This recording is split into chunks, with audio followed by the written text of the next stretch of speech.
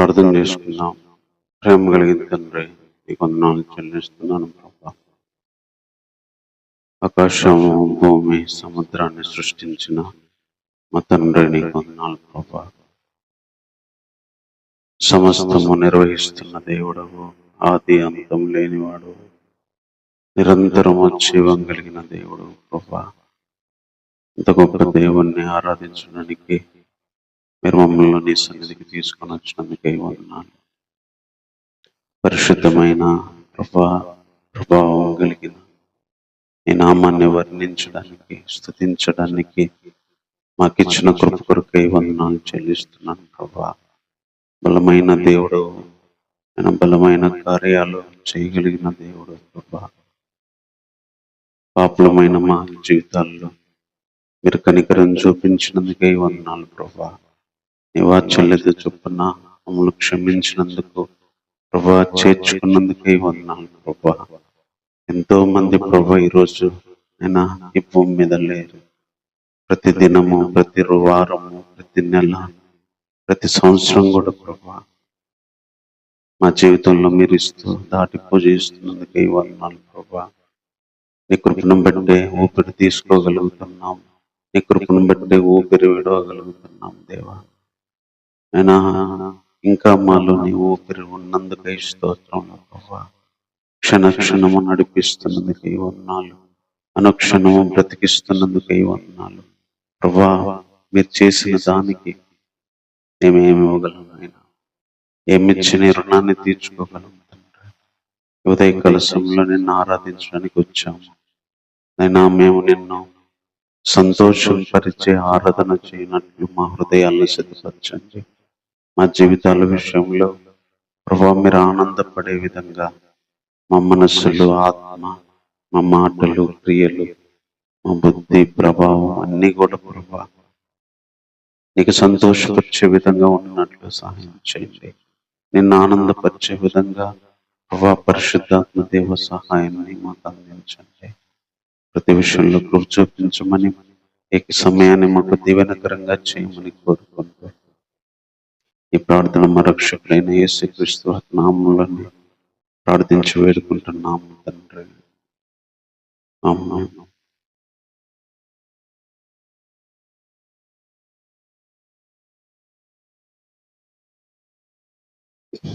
కృపయే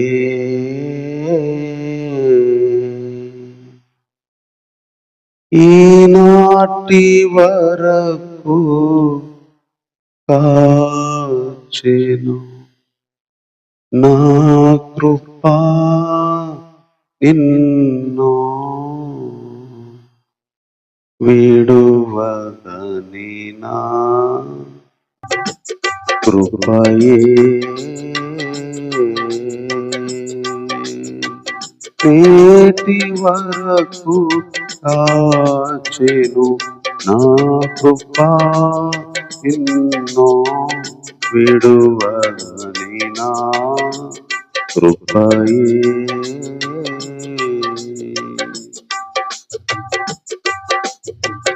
మనోనేత్రములు వెలిగించినందున యేసు పిలచిన పిలుపును, మనోనేత్రములు వెలిగించినందున యేసు పిలచిన పిలుపును, క్రీస్తు మహిమైశ్వర్యమెట్టిదో, క్రీస్తు మహిమైశ్వర్యమెట్టిదో, పరిశుద్ధులలో చూపితివే కృపయే. నేటి వరకు కాచెను, నా కృపా నిన్ను విడువదని నా కృపయే.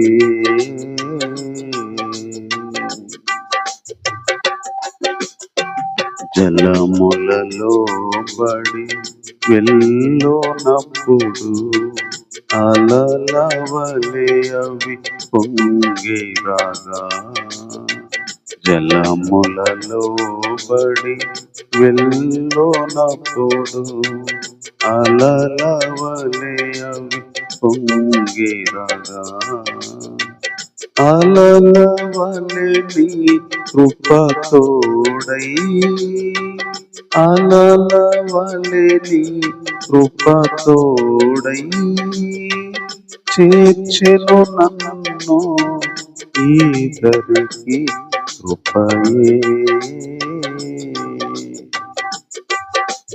ఈనాటి వరకు కాచెను నా కృపా నిన్ను విడువదని నా కృపయే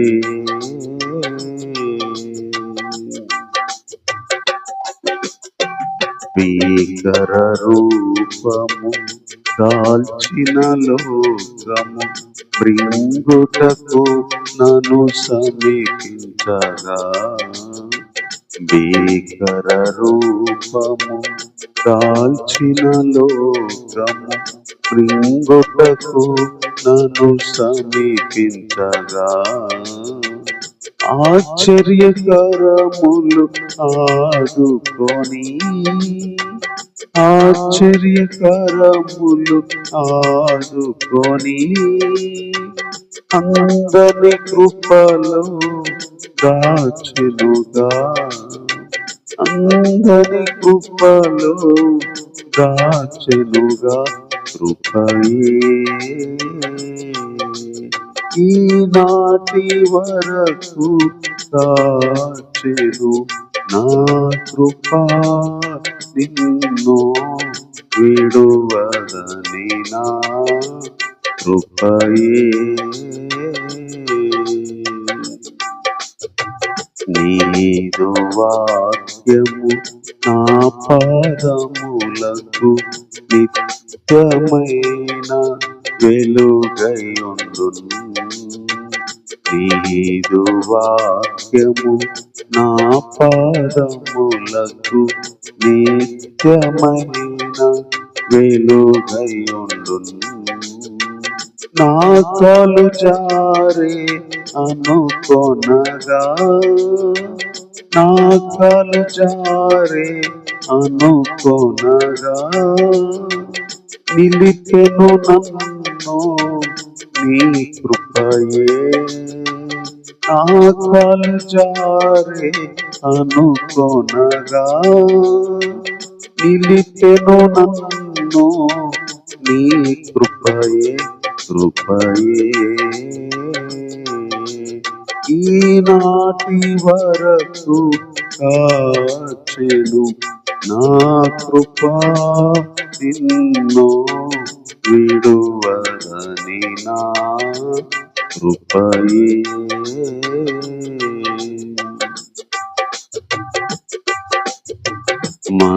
మనోనేత్రములు వెలిగించినందున యేసు పిలచిన పిలుపును మనోనేత్రములు వెలిగించినందున యేసు పిలచిన పిలుపును క్రీస్తు మహిమైశ్వర్యమెట్టిదో క్రీస్తు మహిమైశ్వర్యమెట్టిదో పరిశుద్ధులలో చూపితివే కృపయే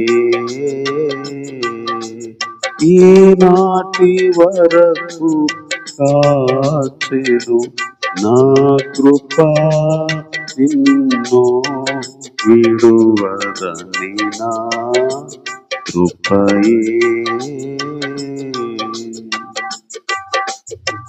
జలములలో బడి వెళ్ళోనప్పుడు అలలవలే అవి పొంగి రాగా జలములలో బడి వెళ్ళోనప్పుడు అలలవలే అవి పొంగి రాగా అలల వలె నీ కృపతోడై, అలల వలె నీ కృపతోడై చేర్చెను నన్ను నీ దరికి. అలల వలె నీ కృపతోడై చేర్చెను నన్ను ఈ దరికి. కృపయే నేటి వరకు కాచెను నా కృప, నిన్ను విడువదని నా కృపయే. భీకర రూపము దాల్చిన లోకము మృంగుటకు నన్ను సమీపించగా, భీకర రూపము దాల్చిన లోకము మృంగుటకు నన్ను సమీపించగా, ఆశ్చర్యకరములు ఆదుకొని, ఆశ్చర్యకరములు ఆదుకొని అందని కృపలో దాచితివే. కృపయే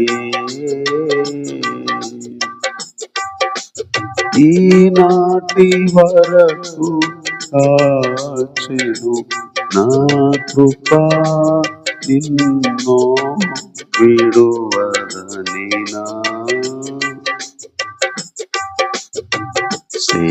సేవాగామైన వీణెలతో నేను వీణెలు వాయించు వైదికులున్నా.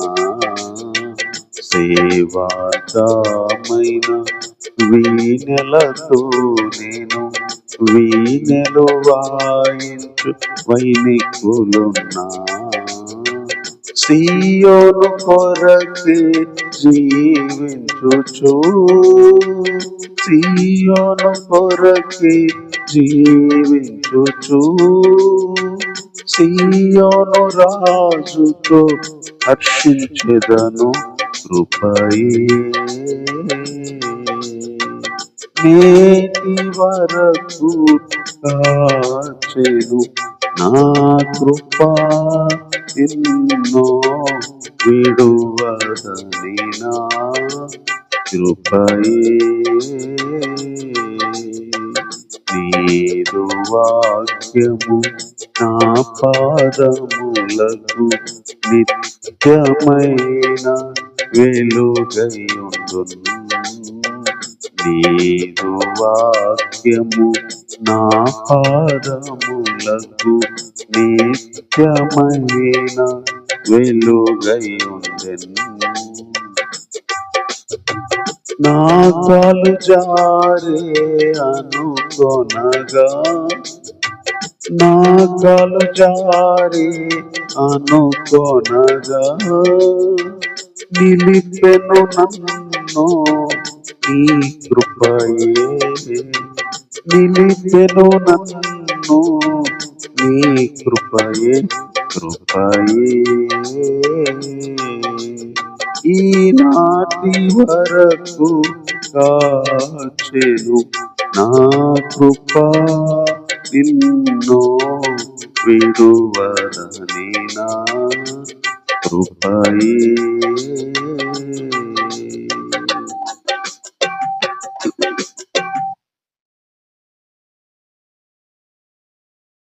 అనుక్షణము నిన్నే, అనుక్షణము నిన్నే కొలుతూ పునరుద్ధానుడా, పునరుద్ధానుడా పరిశుద్ధుడా.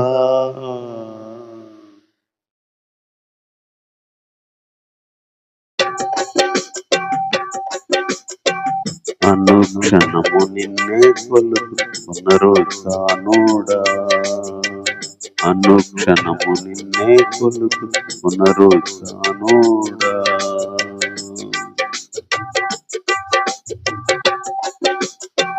అధికారులైనా దేవదూతలైనా అధికారులైనా దేవదూతలైనా వస్త్రహీనతయైనా ఉపద్రవమైనా వస్త్రహీనతయైనా ఉపద్రవమైనా కరువైనా ఖడ్గమైనా కరువైనా ఖడ్గమైనా అనుక్షణము నిన్నే కొలుచుకొనరు తానోడా రోగినైన నాకై త్యాగమైనావు రోగినైన నాకై త్యాగమైనావు ద్రోహినైన నాకై దాహము కొన్నావు ద్రోహినైన నాకై దాహము కొన్నావు ఊహ కందదయ్యా నీ ధర్మము ఊహ కందదయ్యా నీ ధర్మము రోగినైన నాకై త్యాగమైనావు రోగినైన నాకై త్యాగమైనావు ద్రోహినైన నాకై దాహము కొన్నావు ద్రోహినైన నాకై దాహము కొన్నావు ఊహ కందదయ్యా నీ ధర్మము ఊహ కందదయ్యా నీ ధర్మము అనుక్షణము నిన్నే కొలుచుకొనరు తానోడా అనుక్షణము నిన్నే కొలుచుకొనరు తానోడా శ్రమలైనా హింసలైనా శ్రమలైనా హింసలైనా రాబోనవైనా ఉన్నవైనా రాబోనవైనా ఉన్నవైనా మరణమైనా జీవమైనా మరణమైనా జీవమైనా శ్రమలైనా హింసలైనా శ్రమలైనా హింసలైనా రాబోనవైనా ఉన్నవైనా రాబోనవైనా ఉన్నవైనా మరణమైనా జీవమైనా మరణమైనా జీవమైనా అనుక్షణము నిన్నే కొలుచుకొనరు తానోడా అనుక్షణము నిన్నే కొలుచుకొనరు తానోడా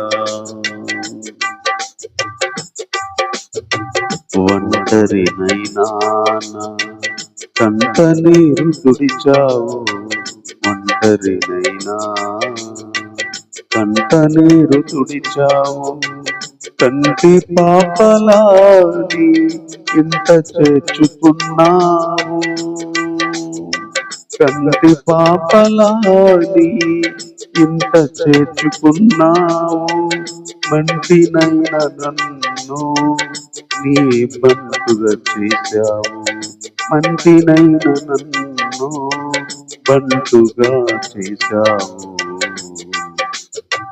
ఒంటరినైనా కంట నీరు తుడిచావే ఒంటరినైనా కంట నీరు తుడిచావే కంటి పాపలాని ఇంత చేర్చుకున్నావు కంటి పాపలాని ఇంత చేర్చుకున్నావు మంటినైన నన్ను బంటుగా చేశావు, మంటినైన నన్ను నీ బంటుగా చేశావు. అనుక్షణము నిన్నే అనుక్షణము నిన్నే కొలుతు పునరుద్ధానుడా పునరుద్ధానుడా పరిశుద్ధుడా. అనుక్షణము నిన్నే కొలుతు పునరుద్ధానుడా. అధికారులైనా దేవదూతలైనా అధికారులైనా దేవదూతలైనా వస్త్రహీనతయైనా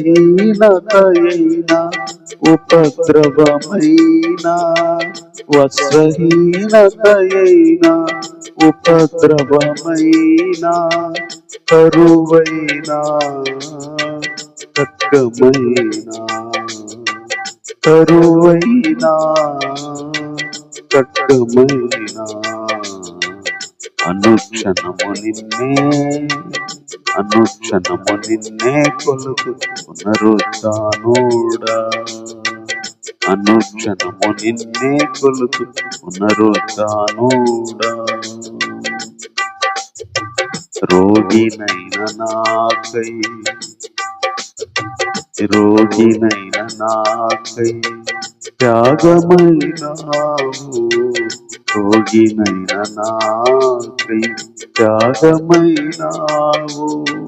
ద్రోహినైన నాకై దాహముగొన్నావు, ద్రోహినైన నాకై దాహముగొన్నావు.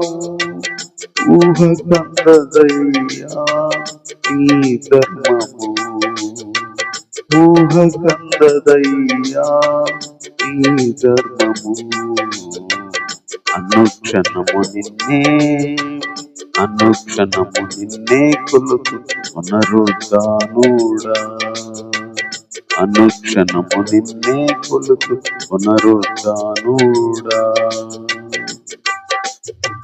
శ్రమలైనా హింసలైనా శ్రమలైనా హింసలైనా రాబోవునవైనా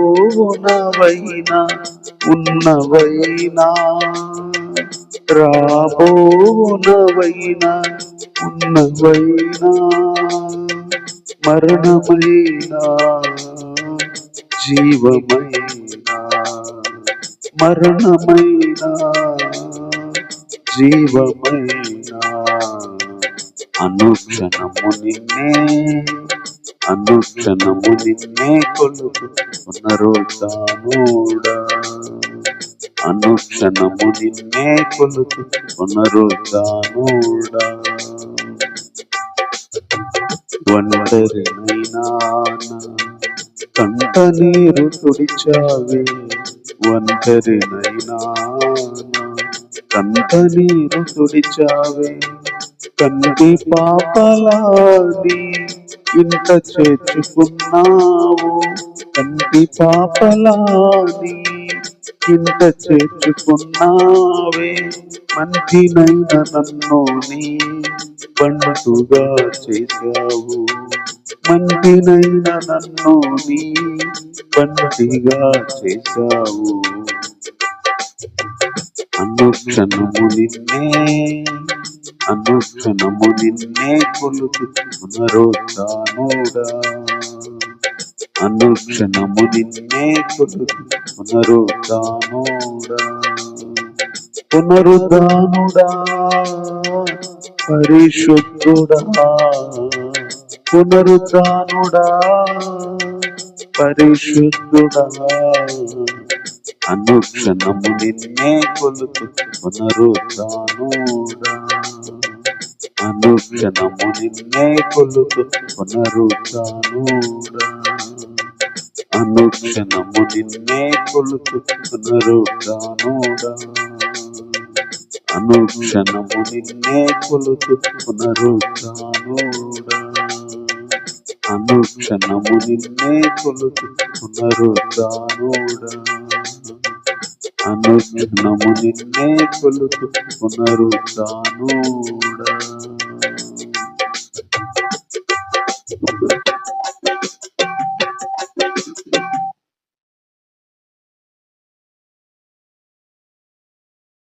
దేవుని ఆరాధించడానికి చిన్న వాక్యం చదువుకున్నాం. కీర్తనల గ్రంథము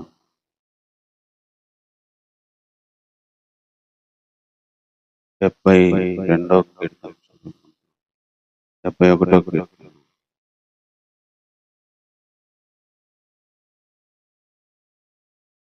కీర్తనల గ్రంథము 71వ కీర్తన. యెహోవా, నేను నీ శరణు వచ్చి ఉన్నాను. నన్నెన్నడూనూ సిగ్గుపడనీయకము. నీ నీతిని బట్టి నన్ను తప్పింపము. నన్ను విడిపింపుము. నీ చెవి యొక్కి నన్ను రక్షింపుము. నేను నిత్యము చొచ్చునట్లు నాకు ఆశ్రయదుర్గముగా ఉండుము. నా శైలము, నా దుర్గము నీవే. నీవు నన్ను రక్షింప నిశ్చయించి ఉన్నావు. నా దేవా, భక్తిహీనుల చేతిలో నుండి నన్ను రక్షించుము. కీడు చేయువారి పట్టులో నుండి, బలాత్కారుల పట్టులో నుండి నన్ను విడిపింపు.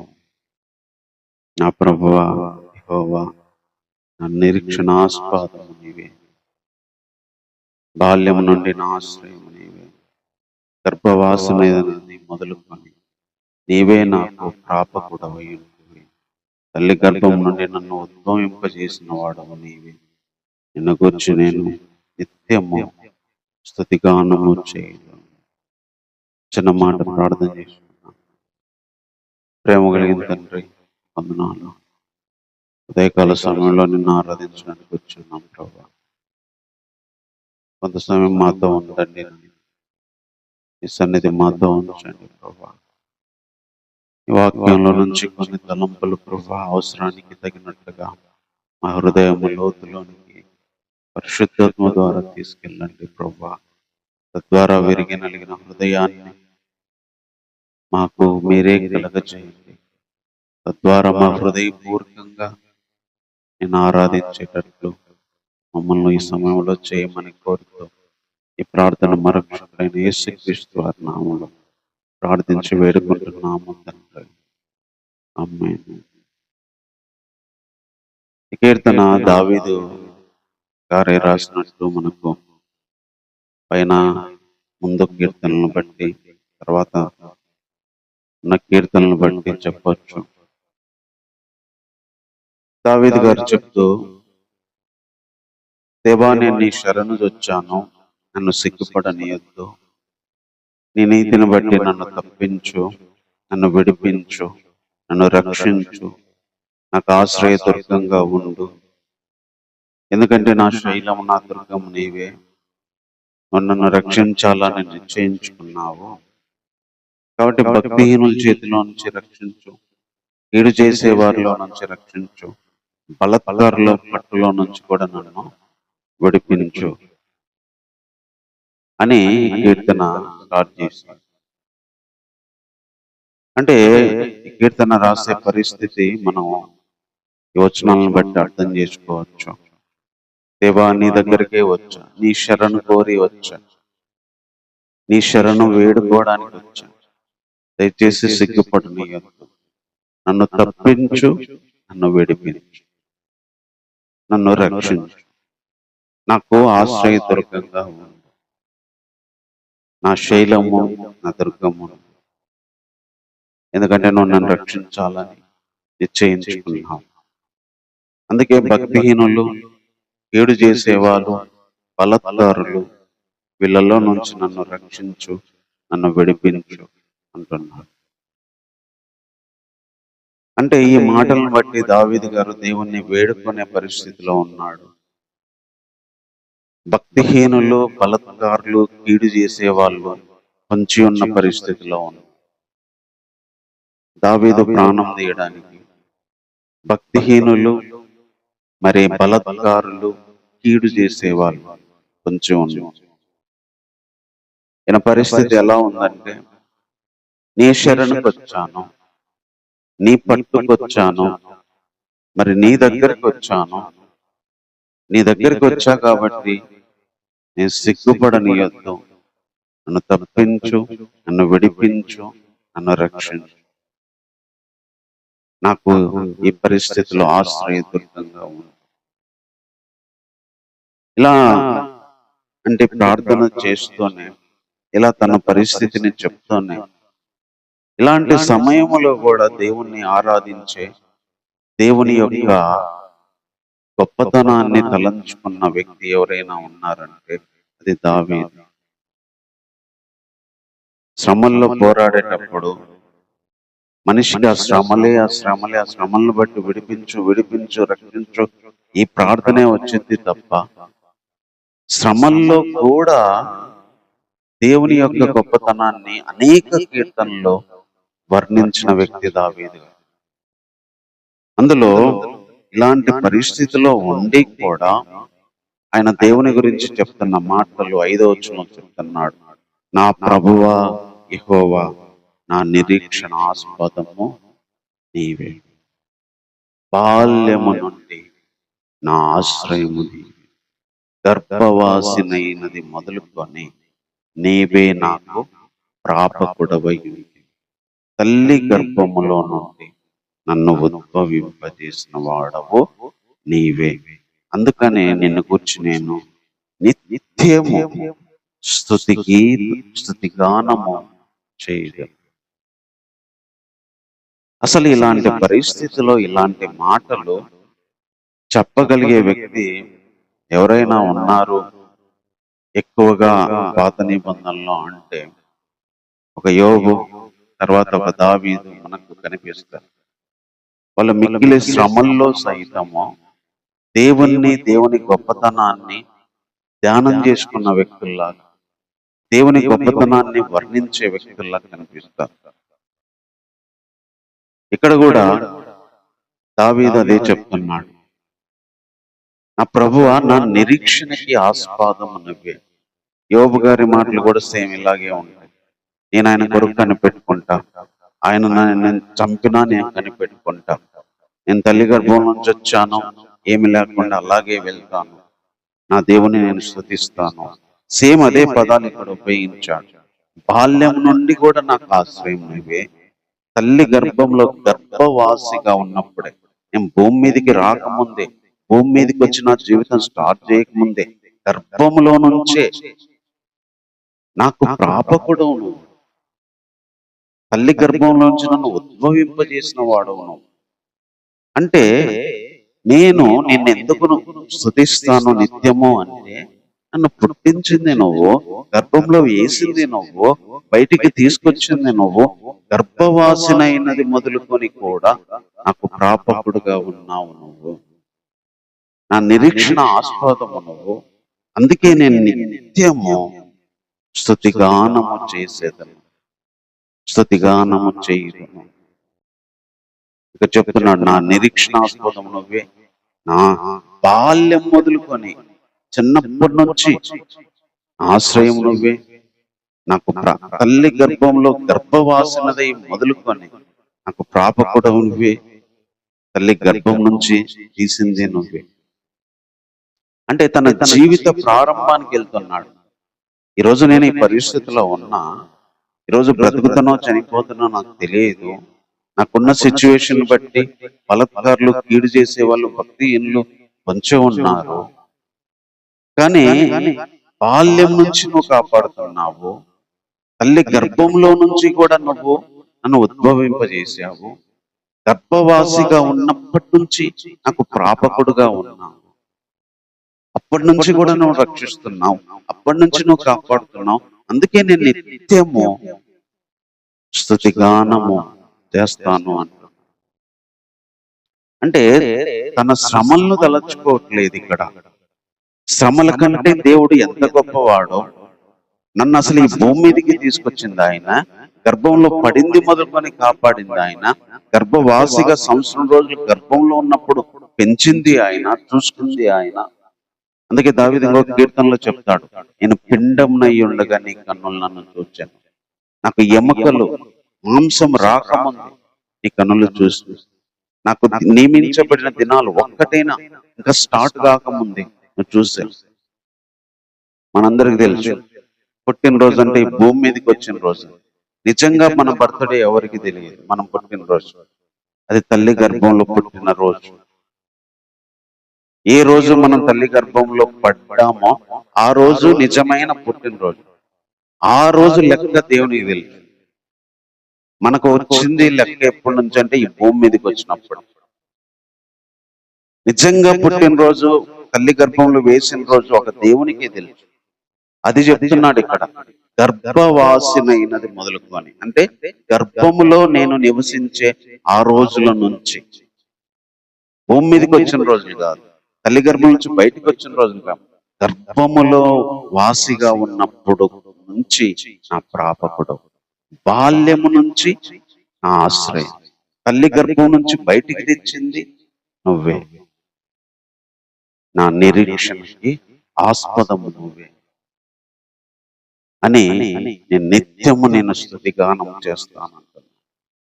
అందుకనే మన శ్రమల్లో మనము సహితము దేవుణ్ణి ఆరాధించడానికి దేవుని గొప్పతనం ఎలాంటిదో, దేవుని శక్తి ఎలాంటిదో మనం అర్థం చేసుకోవాలి. పిండముగా ఉన్నప్పుడే చూశాడు, నియమించిన రోజులు సంవత్సరాలు మనకి ఇంకా స్టార్ట్ అవుతుందే చూశాడు ఆయన. ఈ రోజు మన జీవితంలో జరిగే ప్రతిదీ చూస్తున్నవాడు, ప్రతిదీ కంట్రోల్ చేయగలిగిన వాడు, ప్రతిదీ ఆయన నియమించాడు. ఎన్ని సంవత్సరాలు, ఎన్ని రోజులు, ఏ సంవత్సరంలో ఏం జరగాలి, ఎలా వెళ్ళాలి, ప్రతిదీ చూస్తున్నవాడు.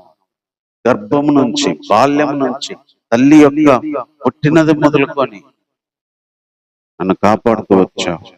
ఓకే, ఈ రోజు నేను నీ శరణకు వచ్చా, నీ యొక్క నీడకి చేరా, ఇలా నుంచి నన్ను రక్షించు. కానీ నన్ను రక్షిస్తున్నది, ఇంతవరకు రక్షించబోయింది నువ్వు ఎప్పటి నుంచి అంటే గర్భవాసి నుంచి, తల్లి గర్భంలో నుంచి, బాల్యము నుంచి. అందుకే నేను ఈ పరిస్థితుల్లో కూడా నిత్యము నిన్ను నేను స్తుతిగానం చేస్తాను. ఈరోజు పరిస్థితి ఎలా ఉన్నా కూడా దేవుని గొప్పతనము, దేవుడు ఒక మనిషిని చేసిన విధానము, చేసినప్పటి నుంచి ఆయన కాపాడుతున్న విధానము, కాపాడగలిగే శక్తి ఎన్ని తలంచుకున్నప్పుడు మనం దేవుని స్తుతించకుండా ఉండలేము. అందుకే యోబు గారు కూడా అన్ని ఒక్క రోజులో పోయినా కూడా, ఒక్క రోజులో తన జీవితం తల్లకిందులైపోయింది. గౌరవం పోయింది, డబ్బు పోయింది, పేరు పోయింది, నా కుమారులు చచ్చిపోయారు, పనోళ్ళు చచ్చిపోయారు, ఆస్తి ఒక్క రోజులోనే సాయంత్రం కల్లా తల్లకిందులైపోయింది పరిస్థితి. అయినా కానీ ఒక్కటే ఒక మాట అన్నాడు, నేను తల్లి గర్భం నుంచి ఏమి తీసుకురాలేదు, దిగంబరిగానే వచ్చా. మళ్ళీ దిగంబరిగా అంటే బట్టలు లేకుండా వచ్చా, బట్టలు లేకుండానే వెళ్తా. దేవుడు ఇచ్చాడు, దేవుడు తీసుకున్నాడు, దేవుని నామానికి మహిమ. అంటే ఇలాంటి భక్తులు ఎలాంటి వాళ్ళంటే లోకంలో ఉన్న జీవితంలో జరిగే వాటిని దాటి, లోకంలో ఉన్న పరిస్థితులను దాటి, లోకంలో ఉన్న శ్రమలను దాటి, పోరాటాలను దాటి, అవమానాలను దాటి దేవుని గొప్పతనాన్ని, దేవుని శక్తిని అనుభవించి గుర్తు చేసుకొని మరి దేవుణ్ణి ఆరాధించిన వాళ్ళు. ఈరోజు మనకు అలాంటి దేవుడు, మన సిచ్యువేషన్ ఏదైనా సరే ఆరాధించడానికి తగినన్ని మాటలు దేవుని గురించి మనకి ఇవ్వబడ్డాయి, చెప్పగలడానికి ఉన్నాయి. నేను దేన్ని బట్టి ఆరాధించాలి, నా జీవితం శ్రమలు ఎట్టున్నాయని కాదు, దేవుడు ఏమైనా ఉన్నాడు, దేవుడు ఎప్పటి నుంచి నాకు దేవుడిగా ఉన్నాడు, ఎప్పటి నుంచి ఎలా ఒక కంటి పాపలాగా గర్భంలో మోసింది మొదలుకొని కూడా ఎలా కాపాడుతూ వచ్చాడు.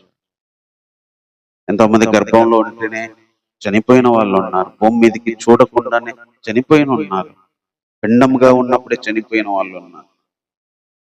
అక్కడి నుంచి కాపాడుతున్న వ్యక్తి మన దేవుడు.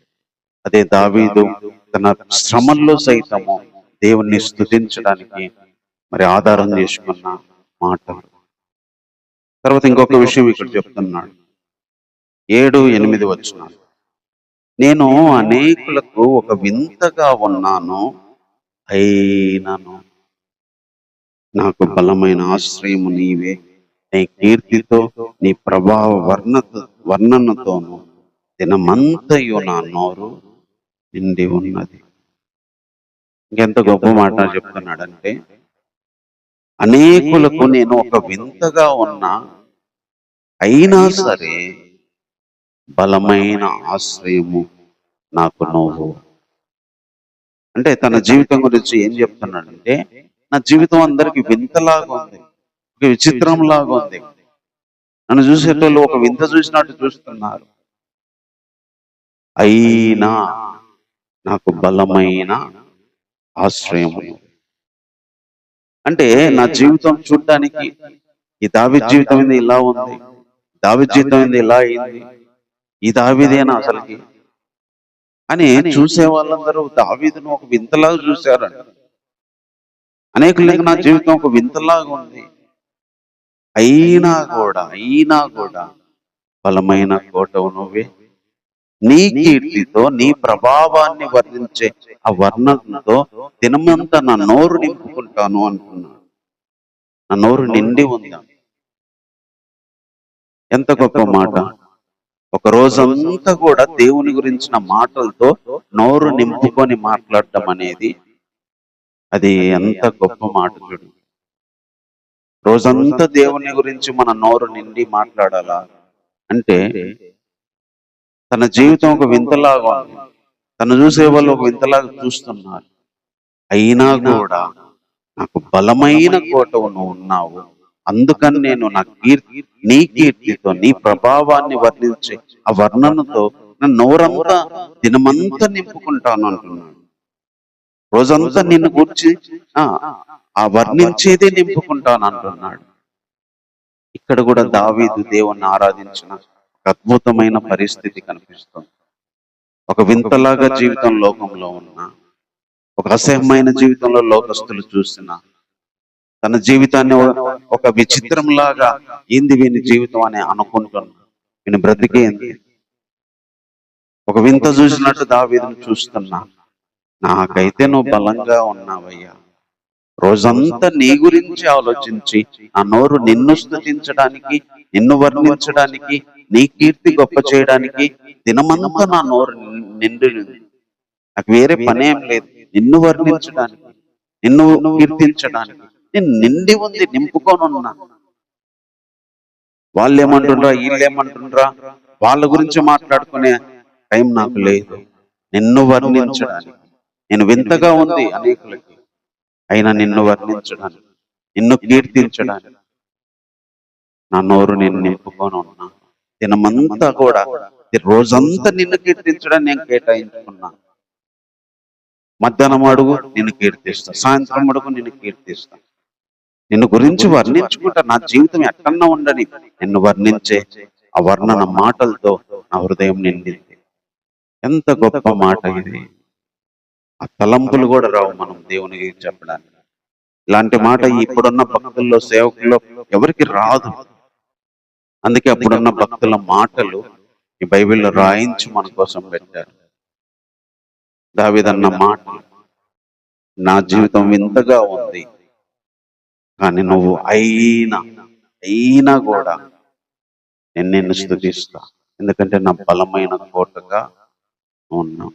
ఈరోజు మన జీవితాల్లో కూడా జీవితం వింతగా అనిపించిన, జీవితం విచిత్రంగా చూసిన, జీవితాన్ని ఎలా చూసినా కూడా మనం స్తుతించడానికి, దినమంతా స్తుతించడానికి బలమైన కోటగా ఈరోజు మనం ఆరాధించడానికి వచ్చిన దేవుడు ఉన్నాడు. తన జీవితం విచిత్రంగా ఉన్నా కూడా దేవుని స్తుతించడంతోనే రోజంతా తన నోటిని నింపుకున్నాడు దావీదు. అలాంటి ఆరాధన మనం దేవునికి చేయగలగాలి. తర్వాత ఇంకా ఏం చెప్తున్నట్టు, నా శత్రువులు నన్ను గురించి మాట్లాడుకుంటున్నారు, ఏమని, నా ప్రాణం కొరకు పంచి ఉన్న వారు కూడి ఆలోచన చేస్తున్నారు. ఏం మాట్లాడుకుంటున్నారంటే, దేవుడు వాణ్ణి విడిచెను, తప్పించేవారు ఎవరు లేరు, వాణ్ణి తరిమి పట్టుకోండి అని వారు అనుకుంటున్నారు. దేవా నాకు దూరంగా ఉండకము, నా దేవా నా సహాయానికి త్వరగా పడి రమ్ము, నా ప్రాణ విరోధులు సిగ్గుపడి నశించుదురుగాక, నాకు కీడు చేయి చూచువారు నిందపాలై మానభంగం పొందుదురుగాక. నేను ఎల్లప్పుడూ నిరీక్షించును. నేను మరి ఎక్కువగా నిన్ను కీర్తింతును. నీ నీతిని, నీ రక్షణను నా నోరు దినమెల్లా వివరించును. అవి నాకు ఎన్న శక్యము కావు. ప్రభువైన యెహోవా యొక్క బలత్వాకారములను బట్టి నేను వర్ణింప మొదలు పెట్టెదను. నీ నీతిని మాత్రమే నేను వర్ణించను. ఇక్కడ ఇంకొక పరిస్థితి మనకు కనిపిస్తుంది. జనాలు మాట్లాడుకుంటున్నారంట, శత్రువులు, దావీదు ప్రాణం తీసే శత్రువులు అనుకుంటున్నారంట ఏమని, అరే దావీదుతో దేవుడు లేడు, దావీదుని దేవుడు ఇచ్చిపెట్టాడు, తప్పించే దిక్కు కూడా దావీదుకి లేదు, వాడిని తరిమి పట్టుకుందాము, ఈజీగా మనకు దొరుకుతాడు, చంపేయచ్చు అని జనాలు నా గురించి అనుకుంటున్నారయ్యా. నాకు సహాయం చెయ్యి, నాకు త్వరపడి రమ్ము అని చెప్తూనే నేను ఎల్లప్పుడూ నిరీక్షిస్తా, మరి ఎక్కువగా నిన్ను కీర్తిస్తా. నీ నీతిని, నీ రక్షణను నా నోరు దినమెల్లా వివరిస్తుంది. నీ యొక్క బలవత్కారాలను బట్టి నేను వర్ణించ మొదలు పెడతా. నీ నీతిని మాత్రమే నేను వర్ణిస్తానని అక్కడ కూడా దేవుణ్ణి ఎంత గొప్పగా ఆరాధిస్తుండో కనిపిస్తుంది. జనాలు అనుకుంటున్నారు విడిచిపెట్టాడు దేవుడు. దావీదుతో దేవుడు ఉంటే దావీదు ఎందుకు తరం పడతాడు, దావీదు పిచ్చోన్లాగా ఎందుకు మారిపోతాడు, నురుగు గర్చుకొని బతుకు కోసం వాళ్ళింటికి వెళ్ళి గతాడు, ఆహారం కోసం వాళ్ళని ఎందుకు అడుక్కుంటాడు, ఆ ఊరు ఈ ఊరు ఒక ఊరు కాదు తరుముకుంటా ఉన్నారు. కొండల్లో గుట్టల్లో పరిగెత్తుతున్నాడు ప్రాణం కోసం, ఒక పిచ్చోడు పరిగెత్తినాడు. అరే దావీదు లేదో దేవుడు లేడు, దావీదుతో దేవుడు అంటే దావీదు జీవితం అట్టెందుకు ఉంటది, దేవుడు దావీదును వదిలిపెట్టిండు, తప్పించేవాడు దావీదుకు అసలు సహాయం చేసే వాళ్ళు కూడా లేరు అని చెప్పి శత్రువులు మాట్లాడుకుంటున్నారంట దావీదు. అప్పుడు కూడా దావీదు ఏమంటున్నాడు తెలుసా, ఎల్లప్పుడూ నేను ఎల్లప్పుడూ I'm always hope for you, నిరీక్షిస్తాను, నీ కొరకు నేను నిరీక్షిస్తాను, నీ కీర్తి గురించి నేను వర్ణిస్తాను, మరి ఎక్కువగా అంటున్నాడు. మరి ఎక్కువగా వాళ్ళు నా గురించి అంత ఎక్కువగా నువ్వు నన్ను వదిలిపెట్టావు అంటారు, నేను నిన్ను నిరీక్షిస్తా, మరి ఎక్కువగా కీర్తిస్తా, రోజంతా నీ నీతి గురించి, నీ రక్షణ గురించి వివరిస్తా, నీ బలోద్గారాలను బట్టి వర్ణించడానికి మొదలు పెడతా, నీ నీతిని మాత్రమే నేను వర్ణిస్తా. నువ్వు నాకేం చేసావో, నువ్వు నాకేమి ఇచ్చావు, నన్ను ఎట్ట కాపాడావు, జనాలు ఏమన్నా అనుకోని ఎట్టన్నా మాట్లాడుకోండి. మన జీవితం చూడు ఎలా ఉందో, దేవుడు అనుకుంటే మన జీవితం ఎలా ఉండేది కాదు, దేవుడు వదిలిపెట్టాడు అందుకే అట్టుంది అని ఎన్నెన్న మాట్లాడుకోని, నేనైతే నీ కొరకు ఎదురు చూస్తా, ఎక్కువగా నిన్ను కీర్తిస్తా, నీ నీతిని బట్టి, నువ్వు ఇచ్చిన రక్షణ బట్టి రోజంతా నేను వర్ణిస్తా, వివరిస్తా, నీ బలోద్గారాలను వర్ణించడం మొదలుపెట్టి నీ నీతిని చెప్పుకుంటా నేను. ఇక్కడ కూడా దేవుడు ఎంత గొప్పవాడో దావీదు చెప్తాడు. తన పరిస్థితి బాగాలేకపోయింది, తన పరిస్థితిని బట్టి దేవుడే వదిలిపెట్టాడని మాట్లాడుకున్నా నేను దేవుణ్ణి కీర్తిస్తా. చూడండి, రెండిటికి కాంట్రడిక్షన్ ఉంది. జనాలేమో దేవుడు వదిలిపెట్టాడు, దేవుడు లేడు అంటున్నాడు. దావీదేమో నేను ఎల్లప్పుడూ నీ కోసమే కనిపెడతా, నిన్నే కీర్తిస్తా, నిన్నే వర్ణిస్తా, నీ నీతిని మాత్రమే చెప్పుకుంటా ఉంటా అంటున్నాడు. అనేవాళ్ళేమో దావీదు జీవితాన్ని బట్టి దేవుడు లేడు అంటున్నారు.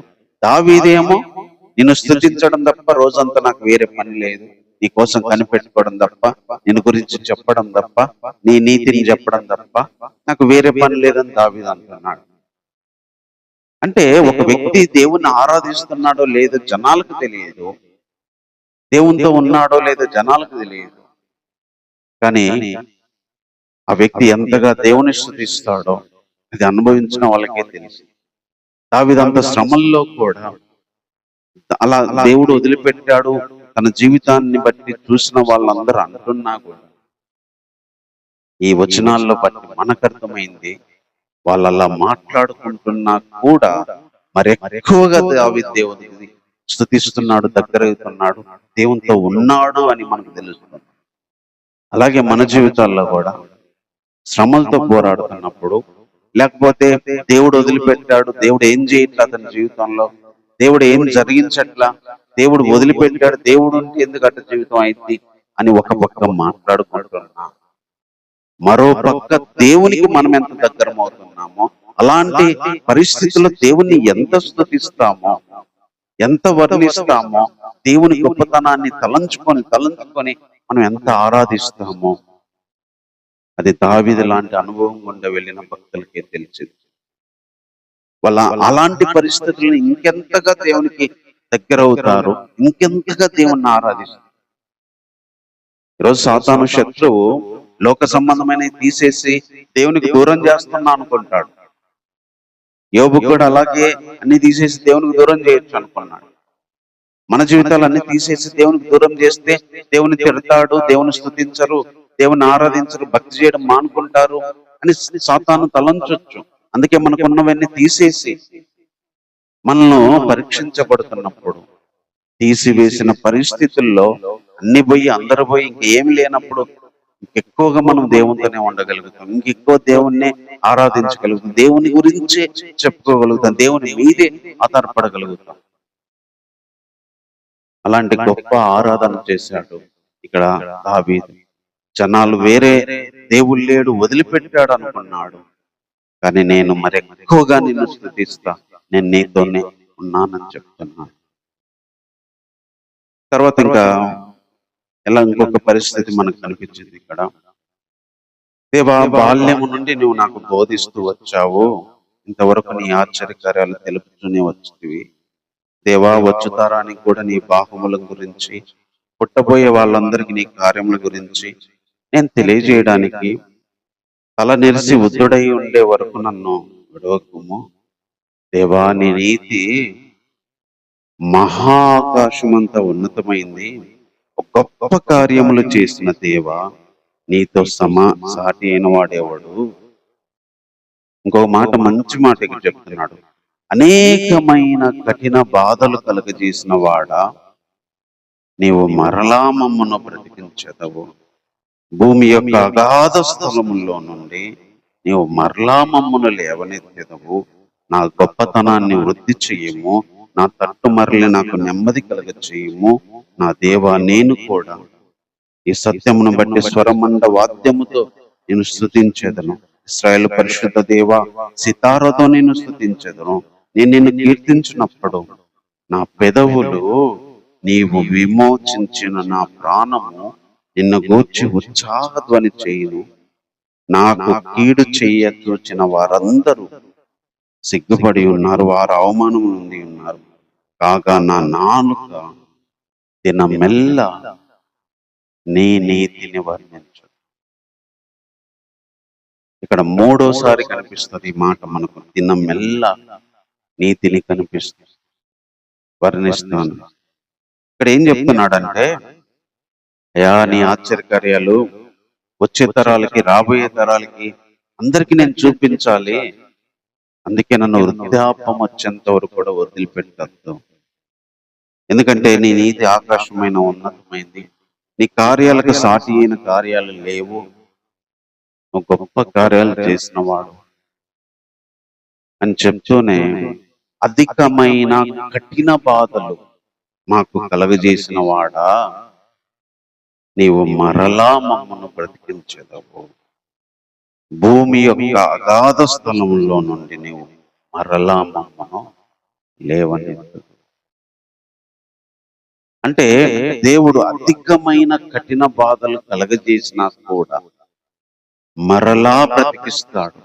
భూమి యొక్క అగాధ స్థలములకి దిగిపోయిన మరలా లేవనెత్తుతాడు.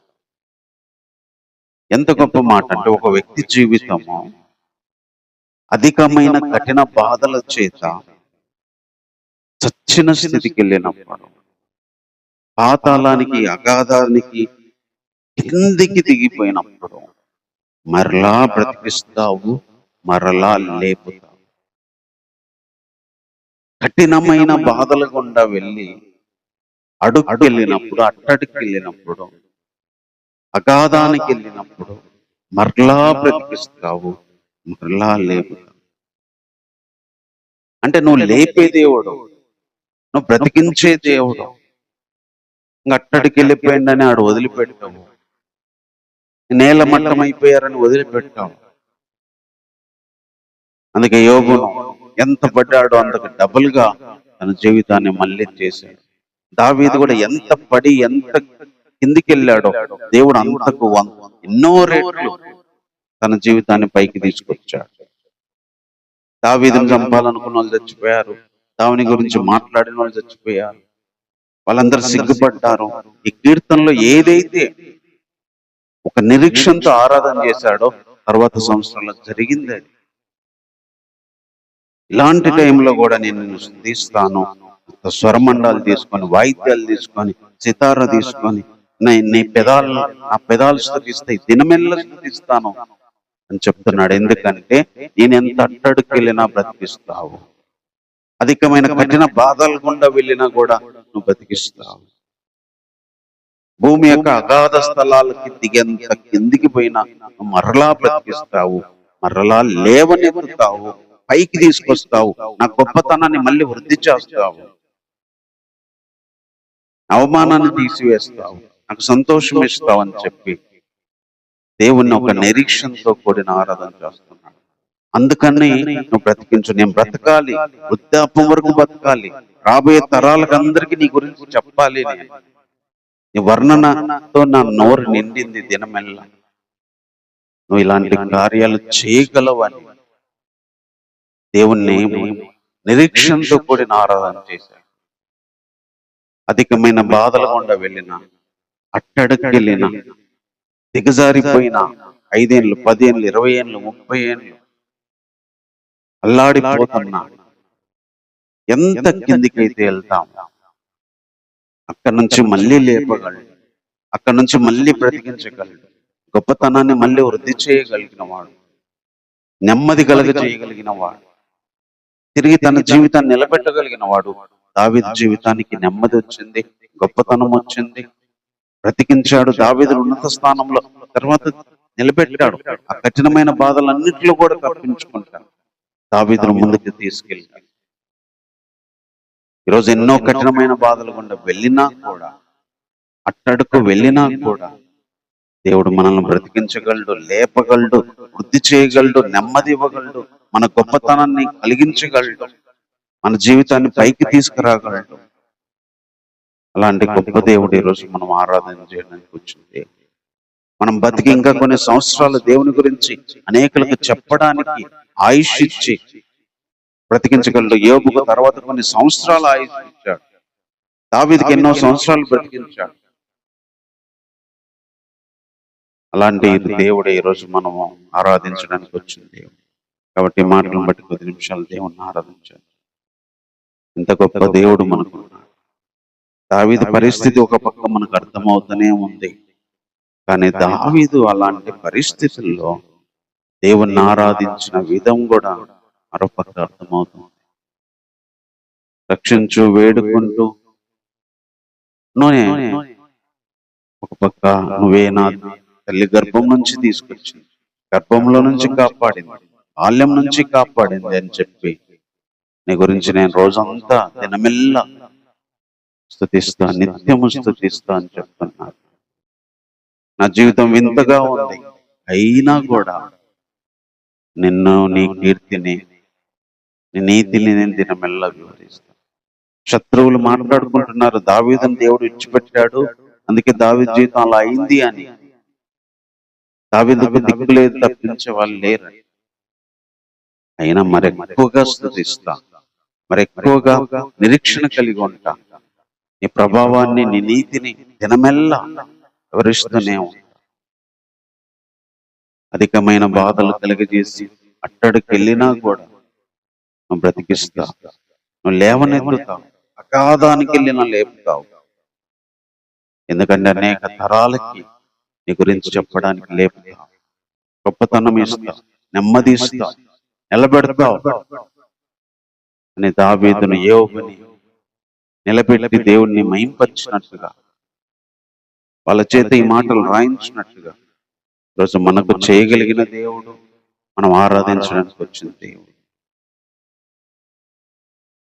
అందుకనే దేవుణ్ణి ఆరాధించడానికి మన పరిస్థితి కాదు, మన గురించి ఏమనుకుంటున్నారో కాదు, మన గురించి ఎలా మాట్లాడుతున్నారో కాదు, మన జీవితం లోకానికి ఎలా ఉందో కాదు, మనం ఎన్నో అధికమైన బాధలు కలిగి అట్టడికి వెళ్ళి ఉండొచ్చు, అయినా దేవుణ్ణి ఆరాధించొచ్చు అని చెప్పడమే దావీదు కీర్తనలో చేసిన ప్రయత్నం. ఈరోజు అలాంటి గొప్ప దేవుడు మనకు ఉన్నాడు కాబట్టి 10 నిమిషాలు మనం కూడా మాటలను బట్టి, తలంపులను బట్టి దేవుణ్ణి ఆరాధించాలి. ప్రేమ కలిగిన తండ్రి, నీకు వందనాలు ప్రభువా. ఎంత గొప్ప దేవుడు నాయన. మేము ఆరాధించడానికి ఏ పరిస్థితులు గుండా వెళ్ళినప్పుడు ఆరాధించవచ్చు. దావీదు జీవితంలో మీరు జరిగించి, ఆయన అనుభవంలో ప్రభువా నేర్పించి, ఈరోజు నీ గ్రంథంలో రాయించి, ఈరోజు మాకు ఉపయోగపడే విధంగా చేసినందుకే వందనాలు. నిజంగా ఈ అధ్యాయము బైబిల్లో లేకపోయి ఉంటే మాకు ఏ పరిస్థితులు ఎలా నిన్ను ఆరాధించాలనో తెలియదు ప్రభువా. మా జీవితం వింతగా అనిపించవచ్చు, అయినా నిన్ను మేము ఆరాధించవచ్చు. మా జీవితంలో దేవుడే లేడు అని అనుకోవచ్చు, అయినా మేము మిమ్మల్ని ఆరాధించవచ్చు.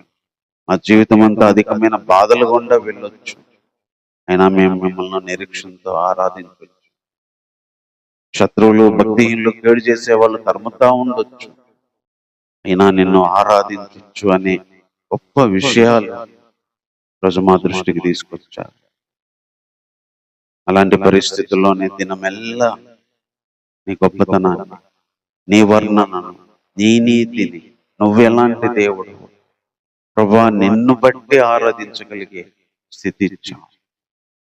దావీదు జీవితం మారలేకపోయినా, దావీదు జీవితం అలాగే ఉన్నా, జనాలు అలాగే మాట్లాడుకుంటున్నా, నీ నీతిని, నీ గొప్పతనాన్ని, నీ కీర్తిని దినమెల్లా తన నోటంతా నింపుకున్నాడు ప్రభువా.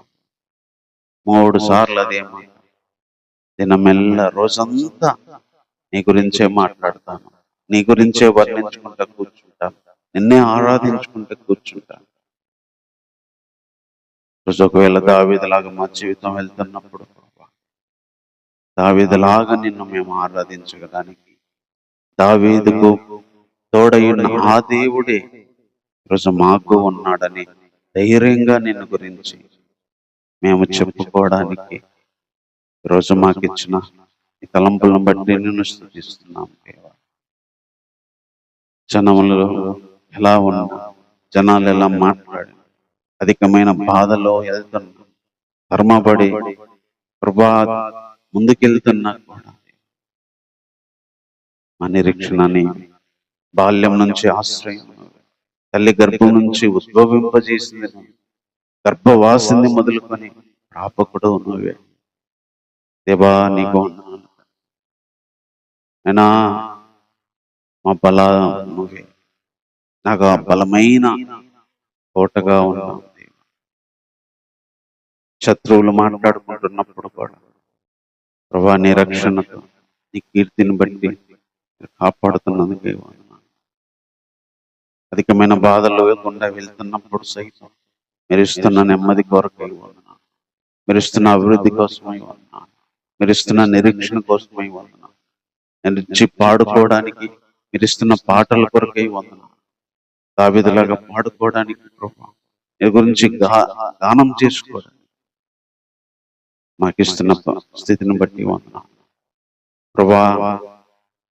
ఎలాంటి పరిస్థితుల్లో మేము నిన్ను ఆరాధించవచ్చు.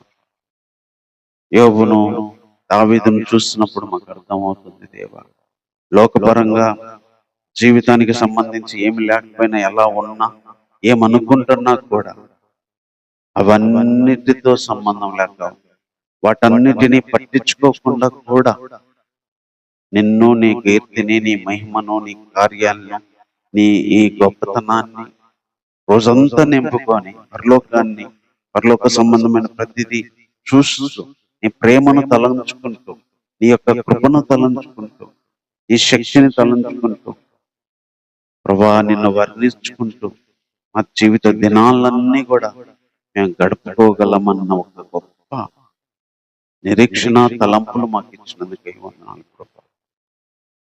నిన్ను ఆరాధించడానికి జీవితం బాగుండక్కర్లేదు, పరిస్థితులు బాగుండక్కర్లేదు, నేను ఆనందం సంతోషం ఉండక్కర్లేదు ప్రభా. కఠినమైన బాధలు గుండా విడిచిపెట్టబడిన జీవితము అనిపిస్తూ ఉన్నా, వింతగా ఉన్నా, తరంబడుతున్నా కూడా నేను ఆరాధించగలిగే గొప్ప ఉన్నతమైన భావన ఈరోజు మాకు ఇచ్చినందుకే ఉన్నాను. ఇది ఒక డీప్ రిలేషన్ ప్రభా. మరణమైన జీవం, కరువైన కఠినమైన శ్రమలైన హింసలైన అనుక్షణము ప్రభా నిన్నే కొలిచే గొప్ప జీవితాలు మాకున్నందుకై వందనాలు ప్రభా. జీవితం ఉంది అని దావీదును బట్టి మాకు నేర్పించినందుకై వందనాలు. దినమంతా ఏమి లేకపోయినా, తిండి లేకపోయినా, నిద్ర లేకపోయినా, ఘనత పేరు ప్రఖ్యాతులు సంతోషాలు లేకపోయినా నిన్ను కీర్తించగలిగే టైం ఉంది, నిన్ను కీర్తించగలిగే హృదయం ఉంది, నిన్ను గురించి ఆలోచించగలిగే హృదయం ఉంది. దినమంతా నీ గురించి నాలుకతో నింపుకోగలిగే హృదయం ఉంది. ఇది ఎంత గొప్ప విషయం నాయన. ఇది ఎవరు తీసేయలేరు, సాతాను తీసేయలేరు, లోకస్తులు తీసేయలేరు, శ్రమలు తీసేయలేరు. నేను స్తుతిస్తూ చనిపోయిన వాళ్ళు ఎంతో మంది ఉన్నారు. ఆయన ప్రాణం పోతున్నా నేను ఆరాధిస్తూ చనిపోయిన వాళ్ళు ఉన్నారు, ప్రార్థన చేస్తూ చనిపోయిన వాళ్ళు ఉన్నారు. మీతో ఉండే రిలేషన్ ఇది చాలా డీప్ ప్రభా.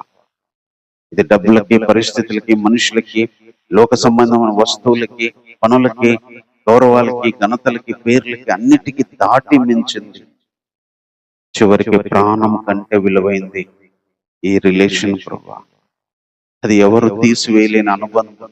అనుబంధంలో ఉన్నవారు దేన్ని బట్టి కూడా నిరీక్షణ ప్రభా దిగులు పడకనే నిరీక్షించి నిన్ను స్తుతించగలరు. స్తుతిని తీసివేయలేరు, స్తుతిని ఆపలేరు. గొప్ప ఆలోచనలు, తలంపులు ఈ వాక్యం ద్వారా మాకు ఇస్తున్నందుకై వందనాలు. భక్తుల ద్వారా ఇస్తున్నందుకై వందనాలు ప్రభా. నిన్ను స్తుతించడానికి ఏ పరిస్థితులు ఎలా ఉన్నా కూడా ఆరాధించవచ్చు, రోజంతా నీ గురించి మేము వర్ణించవచ్చు అన్న తలంపుల కొరకై హృదయపూర్వకంగా నేను స్తుతిస్తున్నాను. ఇలాంటి దేవుడుగా ఉన్నందుకై వందనాలు. ఇలాంటి దేవునితో మాకు ఇచ్చిన బంధానికై, అనుబంధానికై హృదయపూర్వకంగా నేను స్తుతిస్తున్నాం దేవుడు. నేను గురించి ఆలోచించడానికి, నేను గురించి వర్ణించుకోవడానికి ఎన్నో మాటలను మాకున్నాయి ప్రభువా. ఈ జీవితానికి సంబంధించి, లోకానికి సంబంధించి ఏమి లేకపోయినా నీకు, నీ సృష్టి కార్యాలకి, నీ జ్ఞానానికి, నీ శక్తికి, నీ బలానికి సంబంధించి నిన్ను ఆరాధించడానికి ఎన్నో మాటలు మాకున్నాయి ప్రభా. అంత గొప్ప దేవుడుగా ఈరోజు మాకున్నావు. ఆ తలంపున, ఆ భావన ఈరోజు మా హృదయంలోకి మీరు తీసుకొచ్చినందుకు హృదయపూర్వకంగా నేను స్తుతిస్తూ నా స్తుతి ఆరాధన మా రక్షకుడైన యేసుక్రీస్తు వారి నామమున సమర్పిస్తున్నాము తండ్రి. ఆమేన్.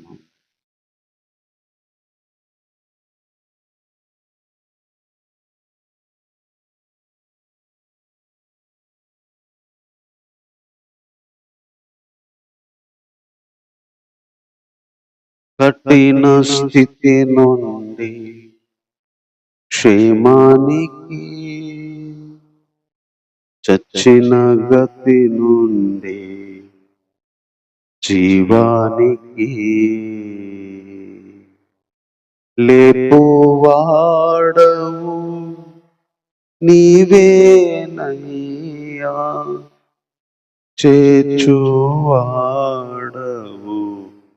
నీవేసయ్యా.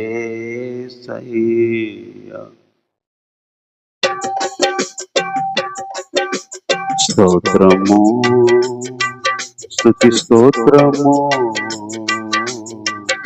నీకే చెల్లింతు నా యేసుదేవా. స్తోత్రము, స్తుతి స్తోత్రము నీకే చెల్లింతు నా యేసుదేవా. కఠిన స్థితి నుండి క్షేమానికి, చచ్చిన గతి నుండి జీవానికి, లేపువాడవు నీవేనయ్యా, లేపువాడవు నీవేనయ్యా, చేర్చువాడవు నా యేసయ్యా. స్తోత్రము స్తుతి స్తోత్రము నీకే చెల్లించు నా యేసుదేవా.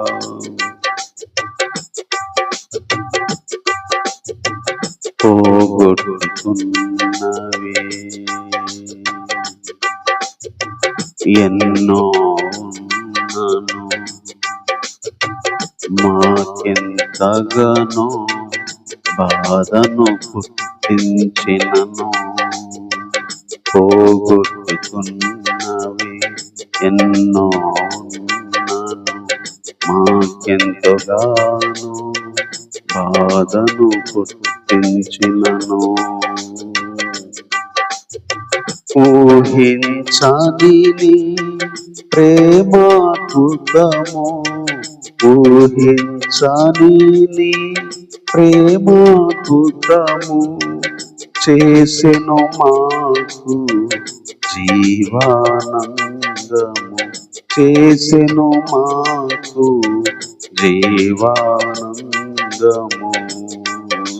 స్తోత్రము స్తుతి స్తోత్రము నీకే చెల్లించు నా యేసుదేవా.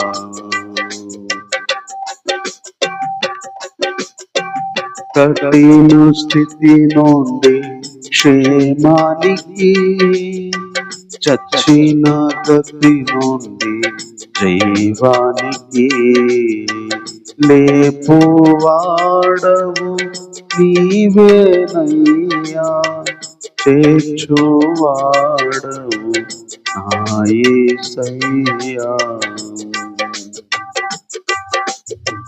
చుట్టూ కమ్మెను శత్రు సమూహము, పొంచి ఉండెను అపవాది మూకలు. చుట్టూ కమ్మెను శత్రు సమూహము, పొంచి ఉండెను అపవాది మూకలు. అయినను నీదు అగ్ని పర్వతము, అయినను నీదు అగ్ని పర్వతము, మాతో ఉండెను కాపు కాసేను, మాతో ఉండెను కాపు కాసేను.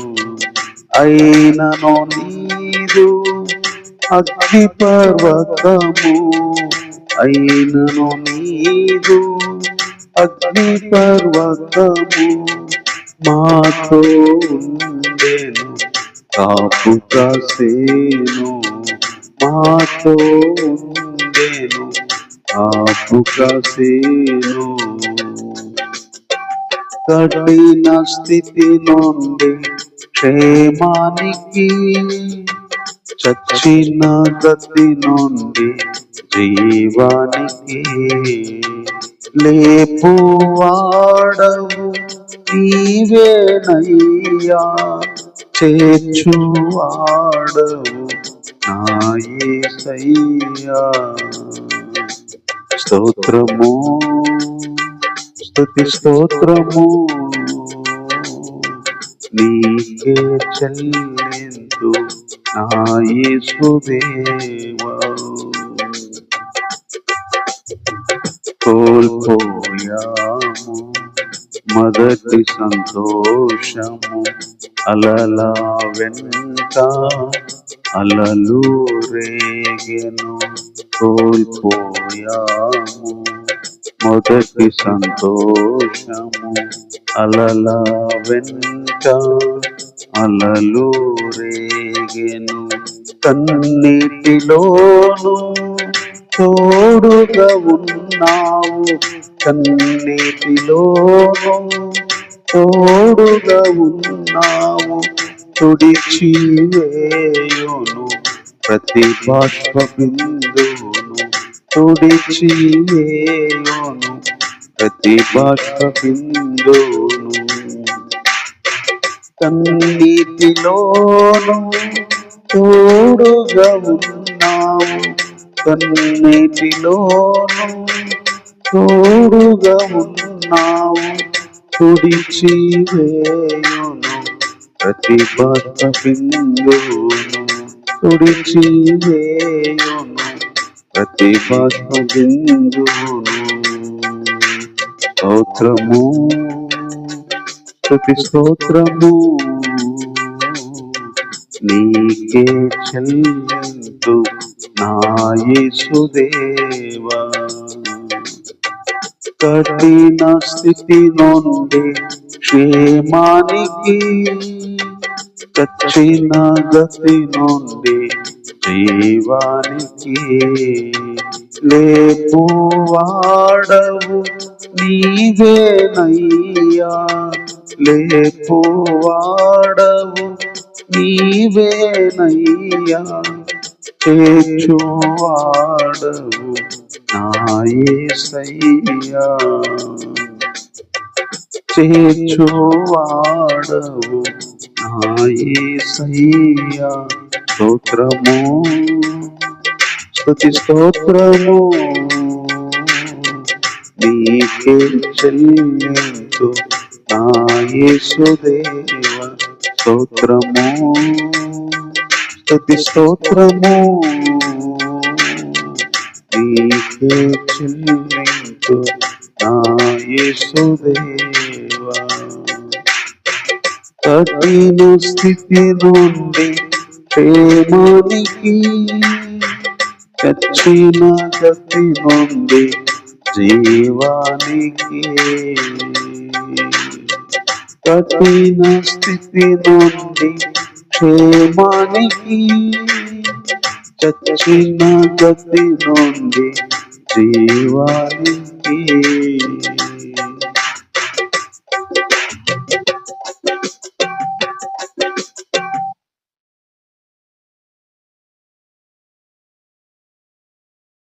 చిన్న వాక్యం చదువుకుందాం. సమూయేలు మొదటి గ్రంథము 30వ అధ్యాయం చదువుకుందాం.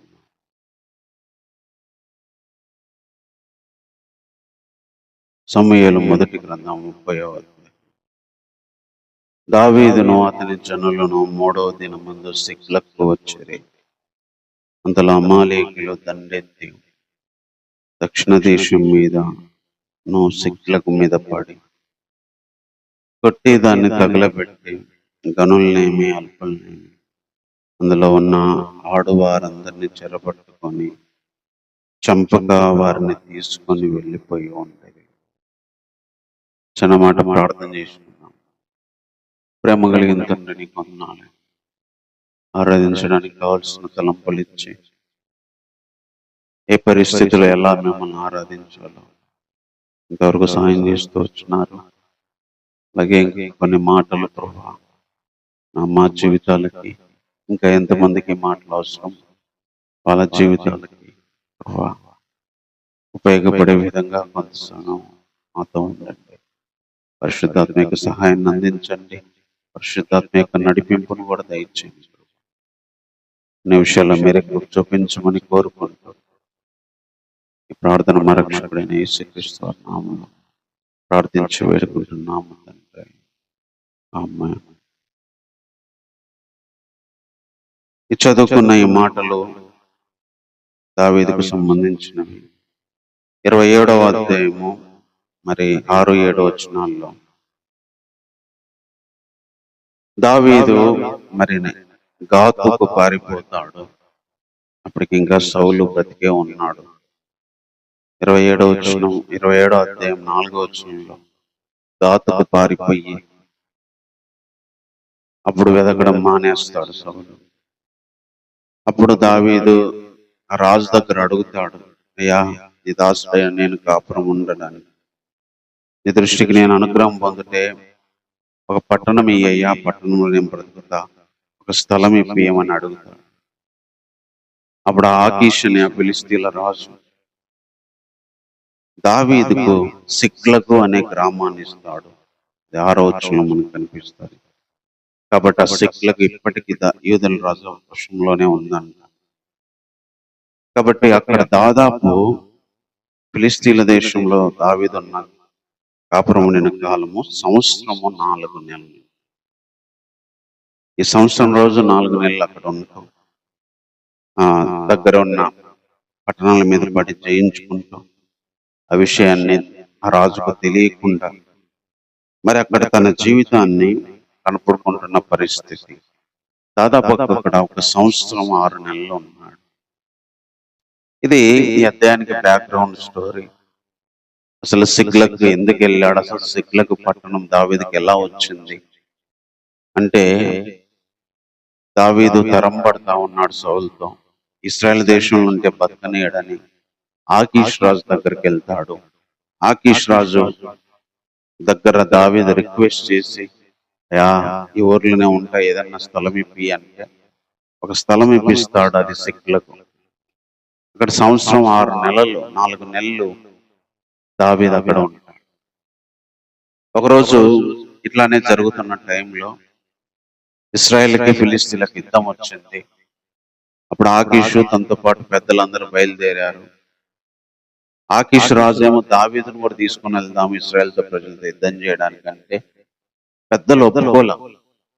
దావీదు ఎప్పుడైనా ఇశ్రాయేల్ వాడే యుద్ధంలో మనకి ఆపోజిట్ అయి మనల్ని చంపి వెళ్ళి సౌలుతో సమాధానం పడతాడేమో, మన మీద జయమిచ్చి మళ్ళీ వాళ్ళకి వెళ్ళి తిరిగి కలుచుకుంటాడేమో అని పెద్దలు ఒప్పుకోకపోతే దావీదును ఆకీష్ రాజు, నువ్వు నాకు దేవదూతలాగా ఉన్నావు, నీ తప్పేం లేదు, కానీ పెద్దలు ఒప్పుకోవట్లేదు, అందుకే నువ్వు తిరిగి వెళ్ళాలని చెప్పి వెనక్కి పంపిస్తారు తన సిక్లగు పట్టణాన్ని.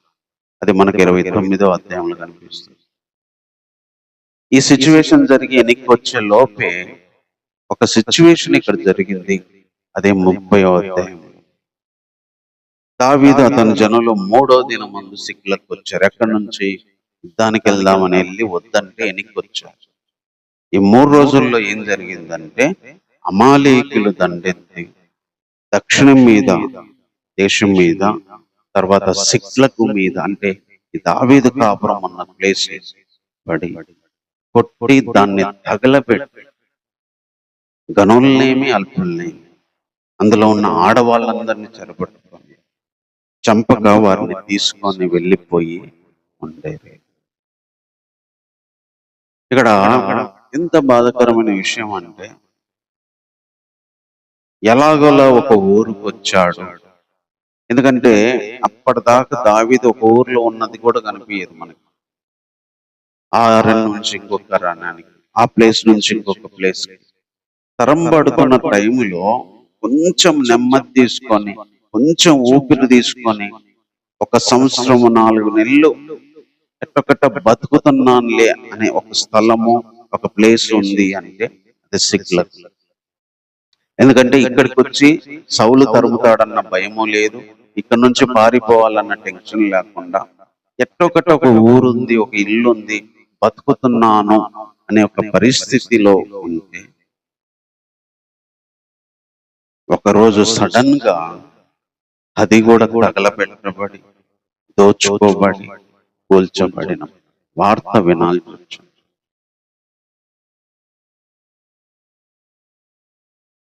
ఎంత బాధాకరమైన విషయం. రోజు మన జీవితాల్లో కూడా దావీదులాగే కొన్ని సంవత్సరాలు తరం పడుతుంది. ఏడో ఒక చోట ఆగి ఎట్టో కట్ట బతుకుతూ కొద్దిగా నెమ్మది తీసుకునే టైంలోనే అనుకోని ఉపద్రవాలు జరుగుతాయి, జరగొచ్చు అనడానికి ఇక్కడ దావీదు జరిగిన ఇన్సిడెంట్. సంవత్సరం 4 నెలలు టెన్షన్ లేకుండా, ఆహారానికి ఇబ్బంది లేకుండా, ఇల్లుకి ఇబ్బంది లేకుండా, తనున్నోళ్ళందరూ బ్రతుకుతూ భయము లేకుండా సౌలు వస్తాడు తరుముతాడని ఒత్తిడి లేకుండా బ్రతుకుతుంటే ఒక రోజు అనుకోని వార్త ఏందంటే దాని మీద పడి దాన్ని తగలబెట్టి దాన్ని దోచుకొని దాన్ని కొట్టి దాన్ని నాశనం చేసే ఒక రోజు వచ్చిద్ది అని దావీదు అనుకోలేదు, కానీ జరిగింది. అది నిజంగా పరిస్థితి అనుభవించే వాళ్ళకి తెలిసింది. ఆ టైంలో దావీదు ఎంత ఏడ్చుంటాడంటే, దావీదు ఏడ్చిన సంఘటన ఈ అధ్యాయంలో మనకు ఈ సంఘటన దగ్గర ఎంతో ఏడుస్తాడు. బహుశా బైబిల్లో ఇలా ఏడ్చిన సిచ్యువేషన్ చాలా తక్కువ దావీదు. కొన్నిసార్లు ఎలా ఉండిద్దంటే దేవుడు కొన్నిటిని ఎలా అనుమతిస్తాడంటే, కొంతమంది భక్తుల జీవితాల్లో కూడా ఇవి కనిపిస్తాయి. కొంతమంది భక్తులు అలా అనుభవించిన వాళ్ళు ఉన్నారు. అందులో యేసన్న గారి జీవితంలో కూడా ఒకసారి ఇలాంటి విషయమే జరిగింది. ఉన్న ఆస్తి తీసుకొని వచ్చి ఒక మందిరం కట్టుకుంటే భయంకరమైన వరదలు వచ్చి ఆ మందిరం అంతా అది కొట్టుకొని పోయి మునిగిపోయి మొత్తం కూల్చివేయబడ్డారు. అప్పటిదాకా కనీసం ఉండడానికే లేదు ఆయనకి. అలాంటిది ఎట్టొకట తన ఆస్తి అమ్మి తెచ్చుకున్న దాంతో మందిరం కట్టుకుంటే అదంతా కూల్చివేయబడిందంట వరద వచ్చి. అప్పుడు ఏడ్చడానికి కూడా అసలు యేసన్న గారు చనిపోయారని అనుకుని మాట్లాడుకున్న వాళ్ళు ఉన్నారు. అలాంటి పరిస్థితుల్లో నేను వెళ్ళే మార్గం నా యేసుకే తెలియదు, శోధించబడిన తర్వాత నేను సువర్ణంగా మారుతానని తన పాట మొదటిది అక్కడ రాయడం జరిగింది అని ఆయన సాక్ష్యంలో చెప్తూ వచ్చా. జలంలో పడి వెళ్ళిన, అగ్నిలో వెళ్ళినా కూడా ఆ టైంలో గవర్నమెంట్ వాళ్ళు హెల్ప్ చేస్తున్నారని వెళ్తే కనీసం చర్చికి సంబంధించి అని ఆయనకు ఇది చర్చికి మేము ఇవ్వమని ఆ బియ్యము ఆ రైస్ కూడా ఇవ్వలేదు. అంటే కొంతమంది జీవితాల్లో ఎలా అనుమతిస్తాడు అంటే దావీదు జీవితం కూడా సేమ్ ఇదే. అప్పటిదాకా ఆడేడ అడుక్కొని బతుకుతున్నాడు. అన్నం కోసం వాళ్ళ దగ్గరికి పంపించేవాడు. అరణ్యంలో ఆ చోటు నుంచి ఆ చోటుకి వెళ్ళేవాడు. ఒక గృహము లేదు, ఒక ఊరు లేదు, ఒక ఇల్లు లేదు. ఎట్టొకట సిగ్లకు వెళ్ళాడు. ఆకీషును బతిమలాడుతూ ఒక పట్టణం ఇచ్చాడు. ఆడ బతుకుతుంటే ఒకరోజు అనుకోలేదు, ఊహించలేదు, యుద్ధానికని వెళ్ళి మళ్ళీ వెనక్కి వచ్చే లోపే పట్టణాన్ని తగలబెట్టేశారు. ఆ మంటలు ఆ బూడిద చూసి దావీదుకు ఏడ్చడానికి శక్తి లేనంత బిగ్గరగా ఏడ్చాడు. ఈరోజు ఉన్న ఆశలు కోల్పోయి అన్ని కోల్పోయి చివరిగా ఏదో ఒక్క చొక్కర నిలబడినప్పుడు అది కూడా కోల్పోతున్నప్పుడు, దాని విషయంలో కూడా కూలిపోయినప్పుడు, అది తగలబెట్టబడినప్పుడు, అది కూడా లేకుండా పోయినప్పుడు కలిగే బాధ వర్ణనాతీతం. అలాంటి పరిస్థితి దావీదు జీవితంలో అనుమతించాడు. భక్తుల జీవితంలో కూడా దేవుడు అనుమతిస్తాడు. అప్పటిదాకా దావీదు ఎన్నో బాధలు పడుకుంటూ వచ్చాడు. అమ్మయాన్ని 1 సంవత్సరం 4 నెలలు బతుకుతా ఉన్నాడు. దాని మీద కూడా ఒక రోజు తుఫాను లాగా అమాలీకులు వచ్చి పడి తగలబెట్టేసి దోచుకొని ఇంటిని, పశువుల్ని, ఆడోళ్ళని, పిల్లోల్ని, పెద్దోల్ని అవి చూసినప్పుడు నిలువు నాకు ఉమ్మిలిపోయి కృంగిపోయి ఏడ్చిన పరిస్థితి దావీదు కనిపిస్తుంది. దీని ద్వారా దేవుడిచ్చిన తలంపు మంది. మనం కూడా కొన్నిసార్లు ఎట్టొకట్ట కొద్దిగా నిలబడి, ఎట్టొకట్ట కొద్దిగా కట్టుకొని, ఎట్టొకట్ట చేసుకుంటున్న పరిస్థితుల్లో, బ్రతుకును సాగిస్తున్న పరిస్థితుల్లో కూడా కొన్ని ఉపద్రవాలు, కొన్ని బాధలు, కొన్ని శ్రమలు సడన్ గా వచ్చి ఆ ఉన్న ఆశను కూడా చంపేస్తాయి, ఆ ఉన్న నిరీక్షణను కూడా చంపేస్తాయి, ఆ ఉన్న పరిస్థితిని కూడా మళ్ళీ జీరోకి తీసుకొస్తాయి. ఆ చిన్న ఆశను కూడా చంపే పరిస్థితులు ఎన్నో ఎన్నో శోధనలుగా నిలబడతాయి. విశ్వాస జీవితం ఆ చిన్న నిరీక్షని, ఆ చిన్న హోప్ని, ఆ చిన్న దాంతో ఏదైతే మనం బ్రతుకుతున్నామో దాన్ని కూడా కూల్చివేసే, తగలబెట్టే, మన కంటి చూపు కనబడకుండా బూడిదగా కనిపించే పరిస్థితులు దేవుడు గాని, సాతాను గాని, లేకపోతే ఎప్పుడైనా మన జీవితంలో కలిగించవచ్చు. ఇక్కడ దేవుడు కలిగించలే, సాతాను కలిగించలే, సిచ్యువేషన్లు అలా జరిగిపోయింది. అలాంటి పరిస్థితి మనం ఎదుర్కోవాల్సి వచ్చింది. అలాంటి పరిస్థితులు గుండా దేవుడు నడిపించవచ్చు. వాళ్ళందరినీ తీసుకెళ్ళాడు, ఆస్తి తీసుకెళ్ళాడు, పట్టణాన్ని తగలబెట్టాడు, అప్పటిదాకా కట్టుకున్న ఇల్లు తగలబెట్టాడు. ఎంత బాధకరమైన విషయం. మళ్ళీ కట్టుకోవాలంటే ఎంత కష్టం, మళ్ళీ సంపాదించుకోవాలంటే ఎంత కష్టం, మళ్ళీ తన వాళ్ళు వస్తారో లేదో కూడా తెలియదు. అలాంటి ఒక నిరాశ, ఆ ఉన్న ఆశలు కూడా చచ్చిపోయే పరిస్థితులను కొన్నిసార్లు దేవుడు అనుమతిస్తాడు. ఇంకా నెమ్మదిగా సాగుతుందిలే, ఇంకా పర్లేదులే, ఇంకా ఇటు చిన్నగా వెళ్తాంలే అనుకునే పరిస్థితుల్లో కూడా దావీదు జీవితంలో ఊహించింది జరిగినట్టు మన జీవితాల్లో కూడా జరగగలదు. దానికి మనం సిద్ధపడి ఉండాలి అనేది ఇక్కడ దేవుడు చెప్తున్న తలంపు. తర్వాత 3వ వచనంలో ఏముందంటే, దావీదు అతని జనుల పట్టణానికి వచ్చి అది కాల్చబడి ఉన్నట్టు తమ భార్యలు, కుమారులు, కుమార్తెలు చెరలోనికి పోబడి చూచి ఇక ఏడ్చుటకు శక్తి లేకపోవనంత బిగ్గరగా ఏడ్చి, ఇజ్రాయేల్ రాళ్ళైన అహినోము, కర్మేయులైన నాబాల భార్య అయిన అబిగయిల అను దావీదు 2 భార్యలు చెరలోనికి కొనిపోబడగా చూచి దావీదు మిక్కిలి దుఃఖపడెను. ఇక్కడ వచ్చి చూశారు, అది కాల్చబడింది, భార్యలు, కుమార్తెలు చెరలోకి వెళ్ళారు. దావీదు 2 భార్యలు కూడా చెరలోకి వెళ్ళిపోయారు.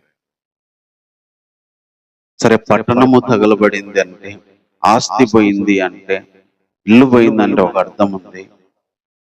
ఇక్కడ వచ్చిన జనాలందరి పిల్లలు, భార్యలు, దావీదు భార్యలు, పిల్లలు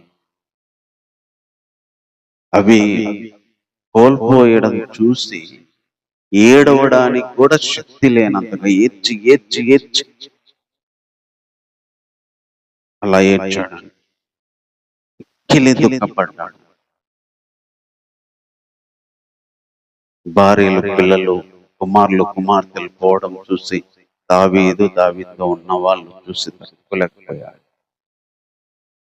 ఏడవడానికి కూడా శక్తి లేనంత ఏడ్చాడు, మిక్కిలి దుఃఖపడతారట. కొన్నిసార్లు ఆస్తి పోవడము, కొన్నిసార్లు ఇల్లు పోవడము, కొన్నిసార్లు వస్తువులు పోవడం ఒక ఎత్తు అయితే, మనుషులు పోవడం ఇంకెత్తు. కొన్నిసార్లు చనిపోయి దూరం అవుతారు, కొన్నిసార్లు ఉండి కూడా దూరం అవుతారు, రిలేషన్లు కోల్పోతారు, సంబంధాలు పోతాయి.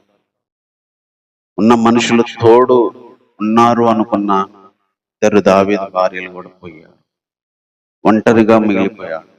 ఒక మనిషికి ఒకే రోజు ఆస్తి, ఇల్లు అన్ని పోయి అదే రోజు పిల్లలు, భార్యలు కూడా కోల్పోవడం అనేది యోబులో కనిపిస్తుంది. ఇక్కడ దావీదు కూడా అలాంటి పరిస్థితి కనిపించింది. రిలేషన్ల పరంగా కలిగే బాధ కూడా చాలా గొప్పది. కొన్నిసార్లు వస్తువులు, డబ్బులు, ఇల్లు, ఆస్తి, వీటి వల్ల కలిగే బాధ ఎత్తు అయితే, మనుషులు పోయినప్పుడు కలిగే బాధ, మనుషులతో బంధాలు కోల్పోయినప్పుడు కలిగే బాధ, మనుషులతో రిలేషన్లు కోల్పోయినప్పుడు బాధ. కొన్నిసార్లు మన జీవితాలు ఎలా అనుమతిస్తా అంటే, మన లైఫ్ లో ఏ రిలేషన్ లో ఉండవు. అన్నదమ్ములు ఉండరు, బంధువులు ఉండరు, తల్లిదండ్రులు ఉండరు, స్నేహితులు ఉండరు, అన్ని రిలేషన్లు కోల్పోతారు. ఇక్కడైతే వాళ్ళు వచ్చి అమాలీకులు చెరపట్టుకున్నారు. కొన్నిసార్లు మన జీవితంలో మన పరిస్థితులను బట్టి వీళ్ళందరినీ కోల్పోతాం, వాళ్ళందరికీ దూరం అయిపోతాం. వాళ్ళందరూ ఎవరు ఉండరు, ఒంటరి జీవితం. ఒక పక్క ఆస్తి, ఇల్లు అవన్నీ తగలబడి ఒక బాధ అయితే, మనుషులు పోయి పడే బాధ రెండో బాధ. ఆదరించే వాళ్ళు ఉంటారు, సహాయం చేసే వాళ్ళు ఉంటారు, పలకరించే వాళ్ళు ఉంటారు, ప్రేమగా మాట్లాడే వాళ్ళు ఉంటారు, చేసి పెట్టే వాళ్ళు ఉంటారు, సహాయం చేసే వాళ్ళు ఉంటారు, వచ్చే వాళ్ళు ఉండవరు, ఇచ్చే వాళ్ళు ఉండరు. దావీదు కూడా అలాంటి ఒక ఎమోషనల్ రిలేషన్ తన భార్య, తన పిల్లలు వాళ్ళు కోల్పోవడం చూసి మరింతగా బాధపడతాడు. కొన్నిసార్లు దేవుడు కూడా అలాంటి రిలేషన్ల పరంగా కలిగే ఎమోషన్స్ ని తీసేసినప్పుడు కలిగే బాధని మన జీవితాల్లో కూడా అనుమతించవచ్చు. ఒంటరిగా మిగిలిపోవడం, యోబులాగా ఒంటరిగా మిగిలిపోవడం, దావీదులాగా ఒంటరిగా మిగిలిపోవడం, అన్ని బంధాలు కోల్పోయి, అన్ని కనెక్షన్లు కట్టాయి, అన్ని సంబంధాలు తెగిపోయి నిలబడే పరిస్థితులు కూడా దేవుడు అనుమతించొచ్చు. దావీదుకి ఇక్కడ అదే జరిగింది. భార్యను పిల్లల్ని సైతం కోల్పోవడం. ఒక పక్క ఊరు పట్టణం తగలబెట్టబడింది, మరో పక్క సరే భార్య పిల్లల్ని తీసుకుని ఇంకో చోటికి పోదాం అనుకుంటే దావీదే కదా, దావీదుతో ఉన్న భార్య పిల్లలందరూ కూడా, ఉన్నోళ్ళ భార్య పిల్లలందరూ కూడా వెళ్ళిపోయారు, కంటికి కనిపించలేదు.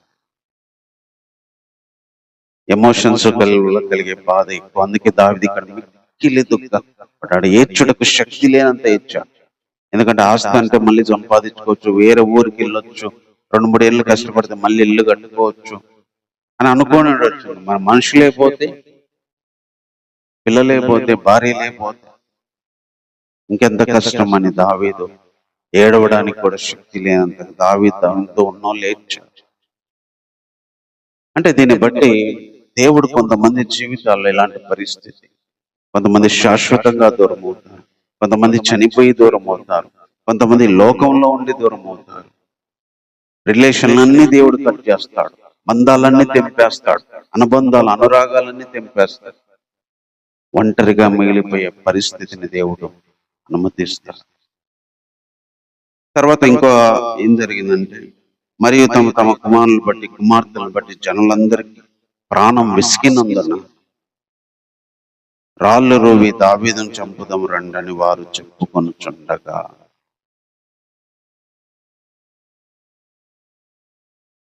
జనాలకి భార్యలు పిల్లలందరూ పోయేసరికి దావీదును రాళ్లతో కొట్టి చంపుదాము అనే పరిస్థితి. ఎంత పరిస్థితి అంటే, ఒక్కొక్క స్టెప్ సరే. ఫస్ట్ స్టెప్ ఏం జరిగిందంటే, ఇల్లు ఊరు తగలబడ్డాడు, ఆస్తి పోయింది, అదొక స్టెప్. సరే, ఆ బాధలో నుంచి బయటకు వచ్చే లోపే పిల్లలు భార్యలు పోయారు, ఇదొక బాధ. ఇక ఇక్కడ దీన్ని దాటి ఇంకొక బాధ ఏంటంటే, ఇప్పుడు దాకా దావీదుతో పాటు ఎక్కడికి వెళ్ళినా 600 మంది ఉండేవాళ్ళు దావీదుతో. దావీదుతో ఉన్నోళ్ళు కూడా రివర్స్ అయ్యారు, దావీదును రాళ్లతో చంపేద్దాం, ఈ దావీదు వల్లే మనకి గతి పట్టింది అని. అసలు ఒక్కదానమంటే ఒకటి. అప్పటిదాకా దావీదు సపోర్ట్ చేసిన వాళ్ళు, అప్పటిదాకా దావీదు మాట విన్నోళ్ళు, దావీదు అంటే ఇష్టమని అరణ్యంలో కొండల్లో దావీదుతో పాటు ఉన్నోళ్ళు ఈ బాధ చూసి తట్టుకోలేక దావీదుకే వ్యతిరేకంగా తిరగడమే కాక, దావీదును వదిలిపెట్టి వెళ్ళిపోతే బాధ లేదు, దావీదునే చంపుదాము అనే మైండ్ సెట్ వాళ్ళకు వచ్చిందంటే, అది కూడా రాళ్ళ రూపి చంపుదామని. ఆ బాధను దావీదు ఎలా తీసుకోగలగాలి?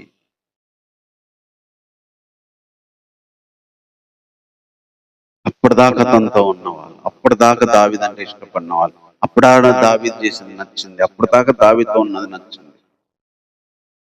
ఈ బాధలు అసలు దావీదునే చంపుదామను.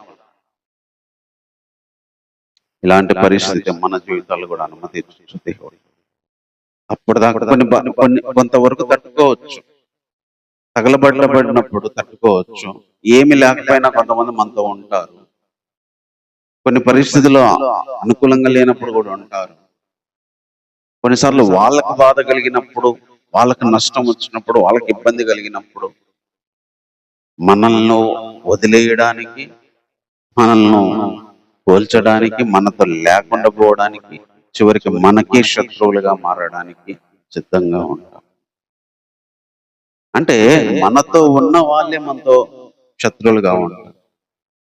అలాంటప్పుడు సంఘమే శత్రువు అయితే, అలాంటప్పుడు ప్రియులే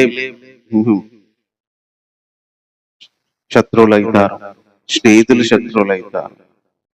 ఎప్పటిదాకా మనతో ఉన్న కొద్ది మంది, దావీదుతో ఉన్న కొద్ది మంది తనోళ్ళు అనుకున్నారు, ఆ కొద్ది మంది కూడా శత్రువులు అవుతారు, ఆ కొద్ది మంది కూడా నచ్చదు, ఆ కొద్ది మంది కూడా రివర్స్ అవుతారు, ఆ కొద్ది మంది కూడా దేశము విషయం పెట్టుకుంటారు, ఆ కొద్ది మంది కూడా చంపడానికి ట్రై చేస్తారు.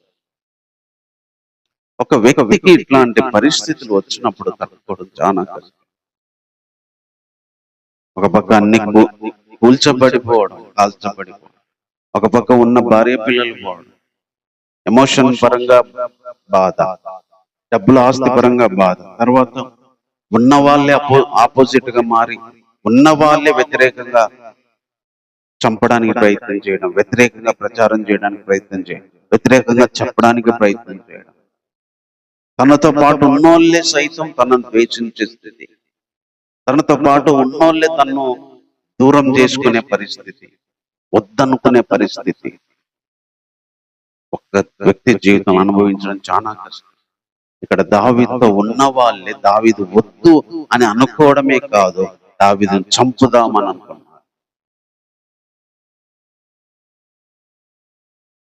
అలాగే మనతో పాటు మన జీవితంలో ఉండే వాళ్ళ కొన్ని పరిస్థితుల్లో మనల్ని వద్దనుకోవడమే కాదు, మనల్ని చంపడమా కూడా చేయగలరు.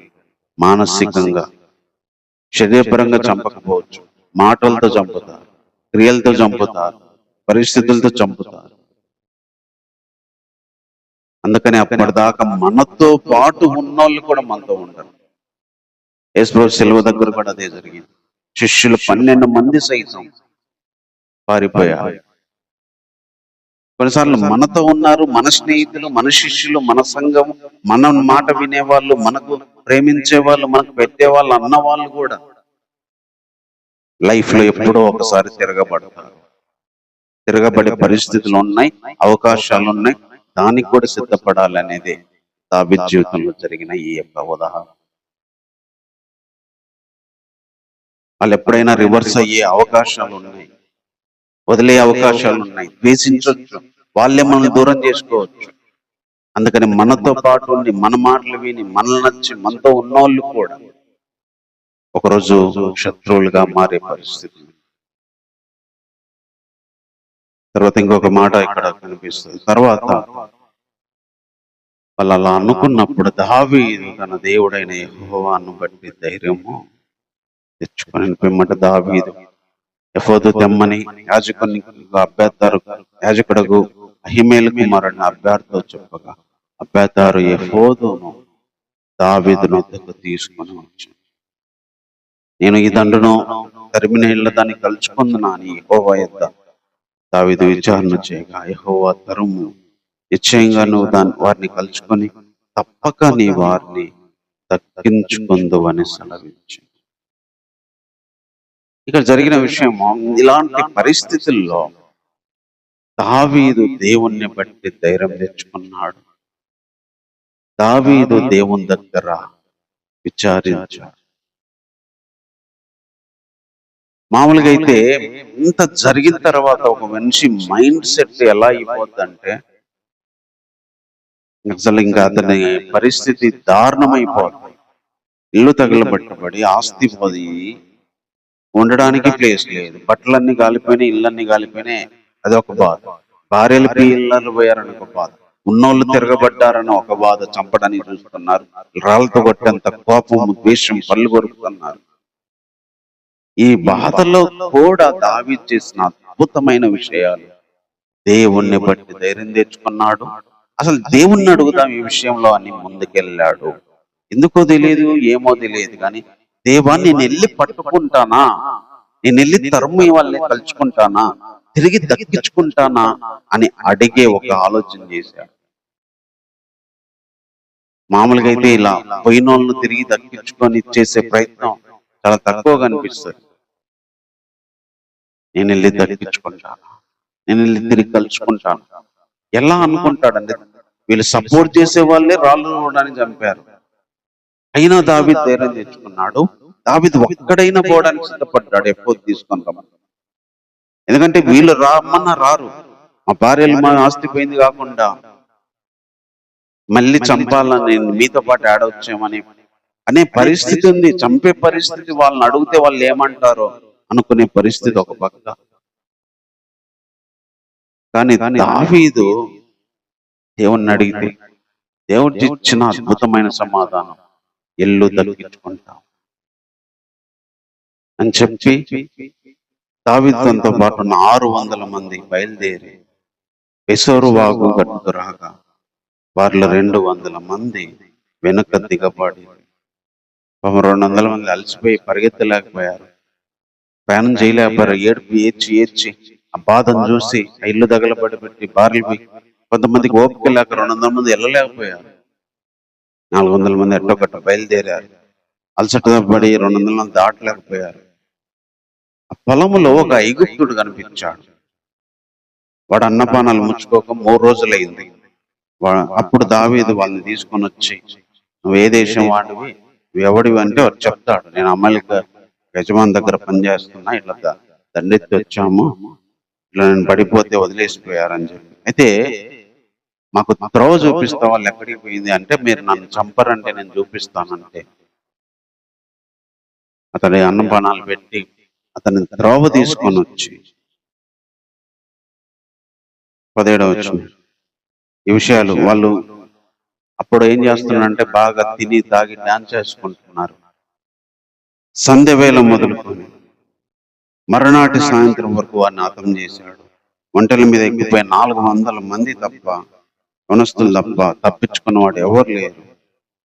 ఇలాగున దావీదు అమాలేకులను దోచుకొని పోయిన దానంతటిని తిరిగి తెచ్చుకొని, మరి అతడు తన 2 బాలులను రక్షించిన కుమార్తెలేమి, దోపుడు సొమ్మేమి, వారు ఎత్తుకొని పోయిన దాంట్లో అంతట్లో గొప్పదేమి కొద్దిదేమి గొప్పదేమి ఏది తక్కువ కాకుండా దావీదు సమస్తము రక్షించెను. అంటే ఒక మనిషి జీవితము అన్ని తగలబెట్టబడి, రిలేషన్లన్నీ కోల్పోయి, ఉన్న వాళ్ళందరూ రివర్స్ అయ్యి కూడా మళ్ళీ దక్కించుకుంటారు, మళ్ళీ తెచ్చుకోగలుగుతారు. అయినా అలాంటి ధైర్యం ఇచ్చేవాడు దేవుడు, అలాంటి ధైర్యం ఇచ్చేవాడు దేవుడు అని చెప్పడానికి దావీదు జీవితం ఒక ఉదాహరణ. ఇల్లు తగలబెట్టబడి, భార్యలు పోయి, ఆస్తి పోయి, మరి ఉన్నోళ్ళందరూ రివర్స్ అయినా కూడా దేవుడు కొంత టైంలోనే తన భార్యలను తీసుకొచ్చారు, దోచుకున్న మొత్తం తీసుకున్నారని, తన పిల్లలను తీసుకొచ్చుకున్నారు, ఆస్తి విస్తారంగా తెచ్చుకున్నారు. వాళ్ళకి ఎక్కువై దావీదుకి హెల్ప్ చేసిన వాళ్ళందరికీ పంపిస్తాడు. చివరి వచనాలు దావీదుకు, ఎందుకంటే ఈ సిక్లకే కాదు పక్కన పట్టణాన్ని కూడా జయించి ఎక్కువ తీసుకున్నారు.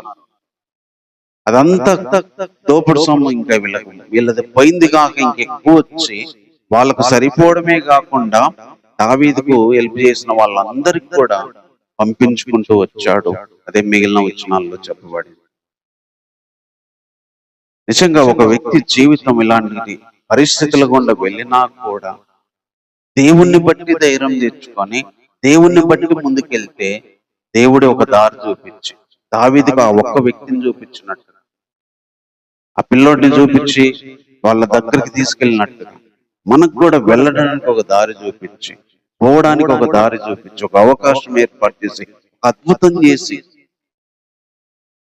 దేవుడు పోయిందే కాదు, పోయిన వాళ్ళే కాదు, రిలేషన్లు వచ్చినాయి, డబ్బులు వస్తువులు వచ్చినాయి, తన వాళ్ళు మళ్ళీ మంచి అయ్యారు, ఇవన్నీ వచ్చినాయి. దావీదుకు తిరిగి దావీదు జీవితాన్ని మళ్ళీ అంతకంటే ఎక్కువ స్థితికి తీసుకొని వచ్చారు. అప్పుడు తనతో పాటు ఉన్న వాళ్ళు అందరూ తమ పిల్లలను, తమ ఆస్తులు తీసుకొని వచ్చి చాలా హ్యాపీగా ఫీల్ అయ్యారు. అందుకనే దేవుడు ఇంత అత్యంతమైన బాధ గుండా వెళ్ళిన జీవితాలు, ఏడవడానికి కూడా శక్తి లేనంత ఏడ్చిన జీవితాలు, అలాంటి జీవితంలో ఒక ఊహించని సంఘటన జరిగింది. ఎట్టొకట నెమ్మదిగా బతుకుతున్న టైంలో సడన్ గా ఒక తుఫాన్ లాగా వచ్చింది శ్రమ. తన భార్య పిల్లలు కోల్పోయారు, తనతో పాటు ఉన్న వాళ్ళు రివర్స్ అయ్యారు. అయినా కూడా దావీదు దేవుణ్ణి బట్టి ధైర్యం తెచ్చుకున్నాడు. అవకాశాలు లేవు, మనుషుల సపోర్ట్ లేదు, ఎవరు లేవు, ఏమీ లేవు. ఏ విధంగా దావీదుకు పైకి వస్తాడన్న అవకాశాలు లేవు, దావీదు బయటపడతాడన్న అవకాశాలు లేవు, దావీదుకు వస్తుందన్న నమ్మకం లేదు. దేవుణ్ణి బట్టి ధైర్యం తెచ్చుకున్నాడు, దేవుని దగ్గర విచారించాడు. అదే మనం మన జీవితాల్లో చేయాల్సిందే. అప్పుడు దేవుడు నడిపిస్తాడు, దారి చూపిస్తాడు. పోయిందాన్నంతటి తిరిగి తెచ్చుకోవడానికి, అవి రిలేషన్లైనా, మనుషులైనా, వస్తువులైనా, తనతో పాటు ఉన్న వాళ్ళనైనా, ఎవరినైనా తెచ్చుకునే అవకాశాన్ని ఇస్తాడు. కాబట్టి మాటలు బట్టి ప్రార్థన చేసుకుంటాం. ప్రేమ కలిగిన తండ్రి, నీకు వందనాలు చెల్లిస్తున్నాను ప్రభా. దావీదు జీవితం మాకు ఉదాహరణ. దావీదు జీవితంలో ఈ అధ్యాయంలో జరిగిన సంఘటన కొంతమంది జీవితాల్లో రేర్గా జరిగింది ప్రభా. అలాగే యేసన్న గారి జీవితంలో జరిగింది. ఇంకా ఎంతో మంది భక్తులు మాకు తెలియని వారి జీవితాల్లో జరిగినాయి ప్రభా, జరిగి ఉండొచ్చు.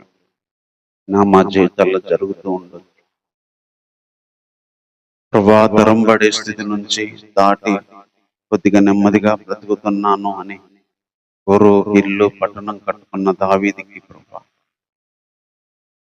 అది కూడా కోల్పోయిన పరిస్థితి. అక్కడ తనతో పాటు ఉన్న జనాలే, తన పిల్లలే, కుటుంబం అని బ్రతుకుతుంటే అవి కూడా కోల్పోయిన పరిస్థితి. చివరికి తను నమ్మిన వాళ్ళు కూడా రివర్స్ అయిన పరిస్థితి. ఇలాంటి వ్యక్తికి ఇలాంటి పరిస్థితులు ఒక వ్యక్తికి వచ్చినప్పుడు సైతం ఎలా బ్రతకగలడు, ఎలా ధైర్యం తెచ్చుకోగలడు, ఎలా తిరిగి దక్కించుకోగలడు. ప్రభా, దావీదు జీవితంలో మీరు చేసి చూపించకపోతే రోజు మేము నమ్మడానికి, నిరీక్షించడానికి ఆధారం ఉండేది కాదు ప్రభా. అలాంటి గొప్ప ప్రభా విషయాన్ని, సంఘటనని దావీదు జీవితంలో జరిగించబట్టి ఈరోజు మా జీవితంలో జరుగుతున్న ఆ పరిస్థితుల్లో దేవా, నిన్ను బట్టి ధైర్యం తెచ్చుకోవడానికి, నిన్ను బట్టి మొరపెట్టడానికి, విచారించడానికి, నీ కొరకు ఎదురు చూడటానికి ప్రభా మీరు ఇస్తున్న కృప కొరకే వందనాలు ప్రభా. చివరికి ఉన్నవి తగలబెట్టబడినప్పుడు కూడా అవేయో నీకు తెలుసు దేవా. ఉన్న రిలేషన్లు, ఉన్న వాళ్ళు కూడా కోల్పోయినప్పుడు దేవా, అవేవో నీకు తెలిసిన ఆయన. తనను నమ్మిన వాళ్ళు కూడా, తన సిద్ధాంతాలు నమ్మి వచ్చిన వాళ్ళు కూడా రివర్స్ అయిన పరిస్థితుల్లో కూడా దేవా ప్రభా, అలాంటి పరిస్థితులు వచ్చినప్పుడు సైతం ఎలాగా ధైర్యం తెచ్చుకొని ఎలా ముందుకు వెళ్ళాలో నేను మీరు దావీదుని బట్టి మాకు చూపిస్తున్నందుకు వందనాలు దేవా. అలాంటి పరిస్థితిలో నిన్ను బట్టి ధైర్యంగా జీవించడానికి ప్రభా, అవి తగ్గించుకోవడానికి, తెచ్చుకోవడానికి కావాల్సిన మార్గాలు ప్రభా మీరే చూపించండి దేవా. నీ ఆలోచనలు ఇవ్వండి దేవా, మీ సహాయాన్ని దయచేయండి ప్రభా. కొన్ని తుఫాన్లు ఎందుకు వస్తాయో తెలియదు, ఎవరి వల్ల వస్తాయో తెలియదు, ఎందుకు జరిగాయో కూడా తెలియదు ప్రభా. ఇలా దావీదు జీవితంలో జరిగినట్టుగా ప్రభా మా జీవితాల్లో జరిగిన పరిస్థితులు మీకు తెలుసు దేవా. దయచేసి కనికరించండి ప్రభా. దావీదు తిరిగి తెచ్చుకున్నట్టుగా, తిరిగి సంపాదించుకున్న, తిరిగి విస్తరించి ఎక్కువైనట్టుగా ప్రభా కనికరపడి సహాయం చేయండి. అందుకు కావాల్సిన అవకాశాన్ని, అందుకు కావాల్సిన ఆలోచన, అందుకు కావాల్సిన ఏర్పాటు మార్గాన్ని తెరవండి ప్రభా. ప్రభా మీరే చూపించండి. దేని విషయంలో మీరే సహాయం చేయమని కోరుతున్నాను. ఇంతవరకు ఆరాధనలో సహాయం చేసినందుకు వందనాలు చెల్లిస్తున్నాను. వాక్యం నాలో అందరిలో ఫలింపచేయండి. ఎంతమందికి ఈ మాటలు అవసరం దేవా, వారి దగ్గరికి కూడా మీరే పంపించండి ప్రభా. వచ్చిన వారికి మాటలు దీవెనకరంగా చేయండి. ఈ వారం అంతా శరీరాన్ని కాపాడండి, ఆత్మను కాపాడండి, మనసును కాపాడండి. శరీరానికి, మనసుకు, ఆత్మకు కావాల్సిన ప్రతి సహాయాన్ని దయచేయండి ప్రభా. పరిశుద్ధాత్మ శక్తితో నింపండి, బలంతో నింపండి, బలమైన సమాధాన సంతోషంతో నింపండి, ఆరోగ్యంతో నింపండి, ఆత్మీయతతో నింపండి ప్రభా. నిన్ను చూడడానికి బలమైన ప్రత్యక్షతలు మాకు దయచేయండి దేవా. లోకంలో ఉన్న సకల పరిస్థితులతో మేము కలిసి ప్రభా కొడుకున్నాం. మీరు మమ్మల్ని అంగీకరిస్తారని, మాతో మీరు మాట్లాడారని నమ్ముతున్నాం ప్రభా. ఎంతో మంది దూరంగా ఉన్నారు ప్రభా. సృష్టించిన మనుషులే, నన్ను నిర్మించిన మనుషులే దేవా, నేను తెలుసుకోలేని స్థితిలో ఉన్నారు. నేను నీ దగ్గరికి రాలేని స్థితిలో ఉన్నారు ప్రభా. మా దేశంలోనే కాదు, ప్రతి దేశంలో ఉన్నారు ప్రభా. కనికరించండి ప్రభా, సహాయం చేయండి. భూమి మీద ప్రభా ప్రతి దేశంలో కావాల్సిన పరిపాలన న్యాయవంతంగా జరగడానికి సహాయం చేయండి. దేశాల్లో ఒకరికొకరు క్షేమాభివృద్ధి కోసం ప్రభా పరిపాలన సాగించుకోవడానికి సహాయం చేయండి. ప్రజలు, కుటుంబాలు, సంఘాలు కూడా అలా ముందుకెళ్ళడానికి సహాయం చేయండి ప్రభా. ఎంతో మంది ప్రభా శరీరమైన బాధలతో, రోగాలతో, ఇబ్బందులతో, శ్రమలతో, వేదనలతో, అప్పులతో, అసమాధానంతో, అలజడులతో, ఆవేదనలతో ఒక్కొక్కరికి ఒక్కొక్క పరిస్థితులు గుండా వెళ్తున్నారు ప్రభా. తిండికి లేక, ప్రభా ఉండటానికి లేక ఇబ్బంది పడుతున్న ప్రతి ఒక్కరిని జ్ఞాపకం చేసుకోండి దేవా. మా ప్రియులు తెలిసిన వారు ఎంతో మంది అలాంటి పరిస్థితులు గుండా వెళ్తున్నారు. పాపంతో కొట్టబడి, ఆయన లోకంతో జరిగే శ్రమలతో కొట్టబడి, ప్రభా లోకంలో వచ్చిన పరిస్థితులు తట్టుకోలేక ఆర్థికపరమైన, ఆహారపరమైన, శరీరపరమైన ఇబ్బందులతో ప్రభా ఎంతో మంది నలుగుతున్నారు ప్రభా. వారిని మీరు జ్ఞాపకం చేసుకోండి, సహాయం చేయండి. పనులు లేక బాధపడుతున్నారు, శ్రమలతో పోరాడుతున్నారు, రోగాలతో ఇబ్బంది పడుతున్నారు, కన్నీళ్లతో వేడుస్తున్నారు, అవమానాన్ని మోస్తున్నారు, వేదనలు, శ్రమల గుండా వెళ్తున్నారు. ప్రభా సహాయం చేయండి. నష్టాల గుండా, ప్రభా మోసాల గుండా, పోరాటాల గుండా వెళ్తున్న వారిని జ్ఞాపకం చేసుకోండి. దావీదులాగా ఎంతమంది ప్రభా ఆయా పరిస్థితులను అనుభవిస్తున్నారో జ్ఞాపకం చేసుకోండి దేవా. సహాయపడండి దేవుడు. ఈ వారం అంతా కృప చూపించండి. మరో నెలలోకి వెళ్తుండగా ప్రభా మీ కృప చూపించండి నాయన, సహాయం చేయండి. ఎంతవరకు ఈ ఆరాధన దేవునికరంగా జరిగించినందుకు వందనాలు చెల్లిస్తుంది. ఈ ప్రార్థన మా రక్షకుడైన యేసుక్రీస్తు వారి నామంలోనే ప్రార్థించి వేడుకుంటున్నాము తండ్రి. ఆమేన్. మన తండ్రి అయిన దేవుని ప్రేమ, ఆయన కుమారుడు మన రక్షకుడైన యేసుక్రీస్తు వారి కృప, పరిశుద్ధాత్మిక సహవాసం మనకును, సార్వత్రిక సంఘానికి, లోకంలో ఉన్న ప్రతి వ్యక్తికి ప్రభు రాకడ వరకు, మన మరణాల వరకు దావీదుకు సహాయపడినట్టుగా మనందరికి సహాయపడి నడిపించుగాక. ఆమేన్. అందరికీ వందనాలు.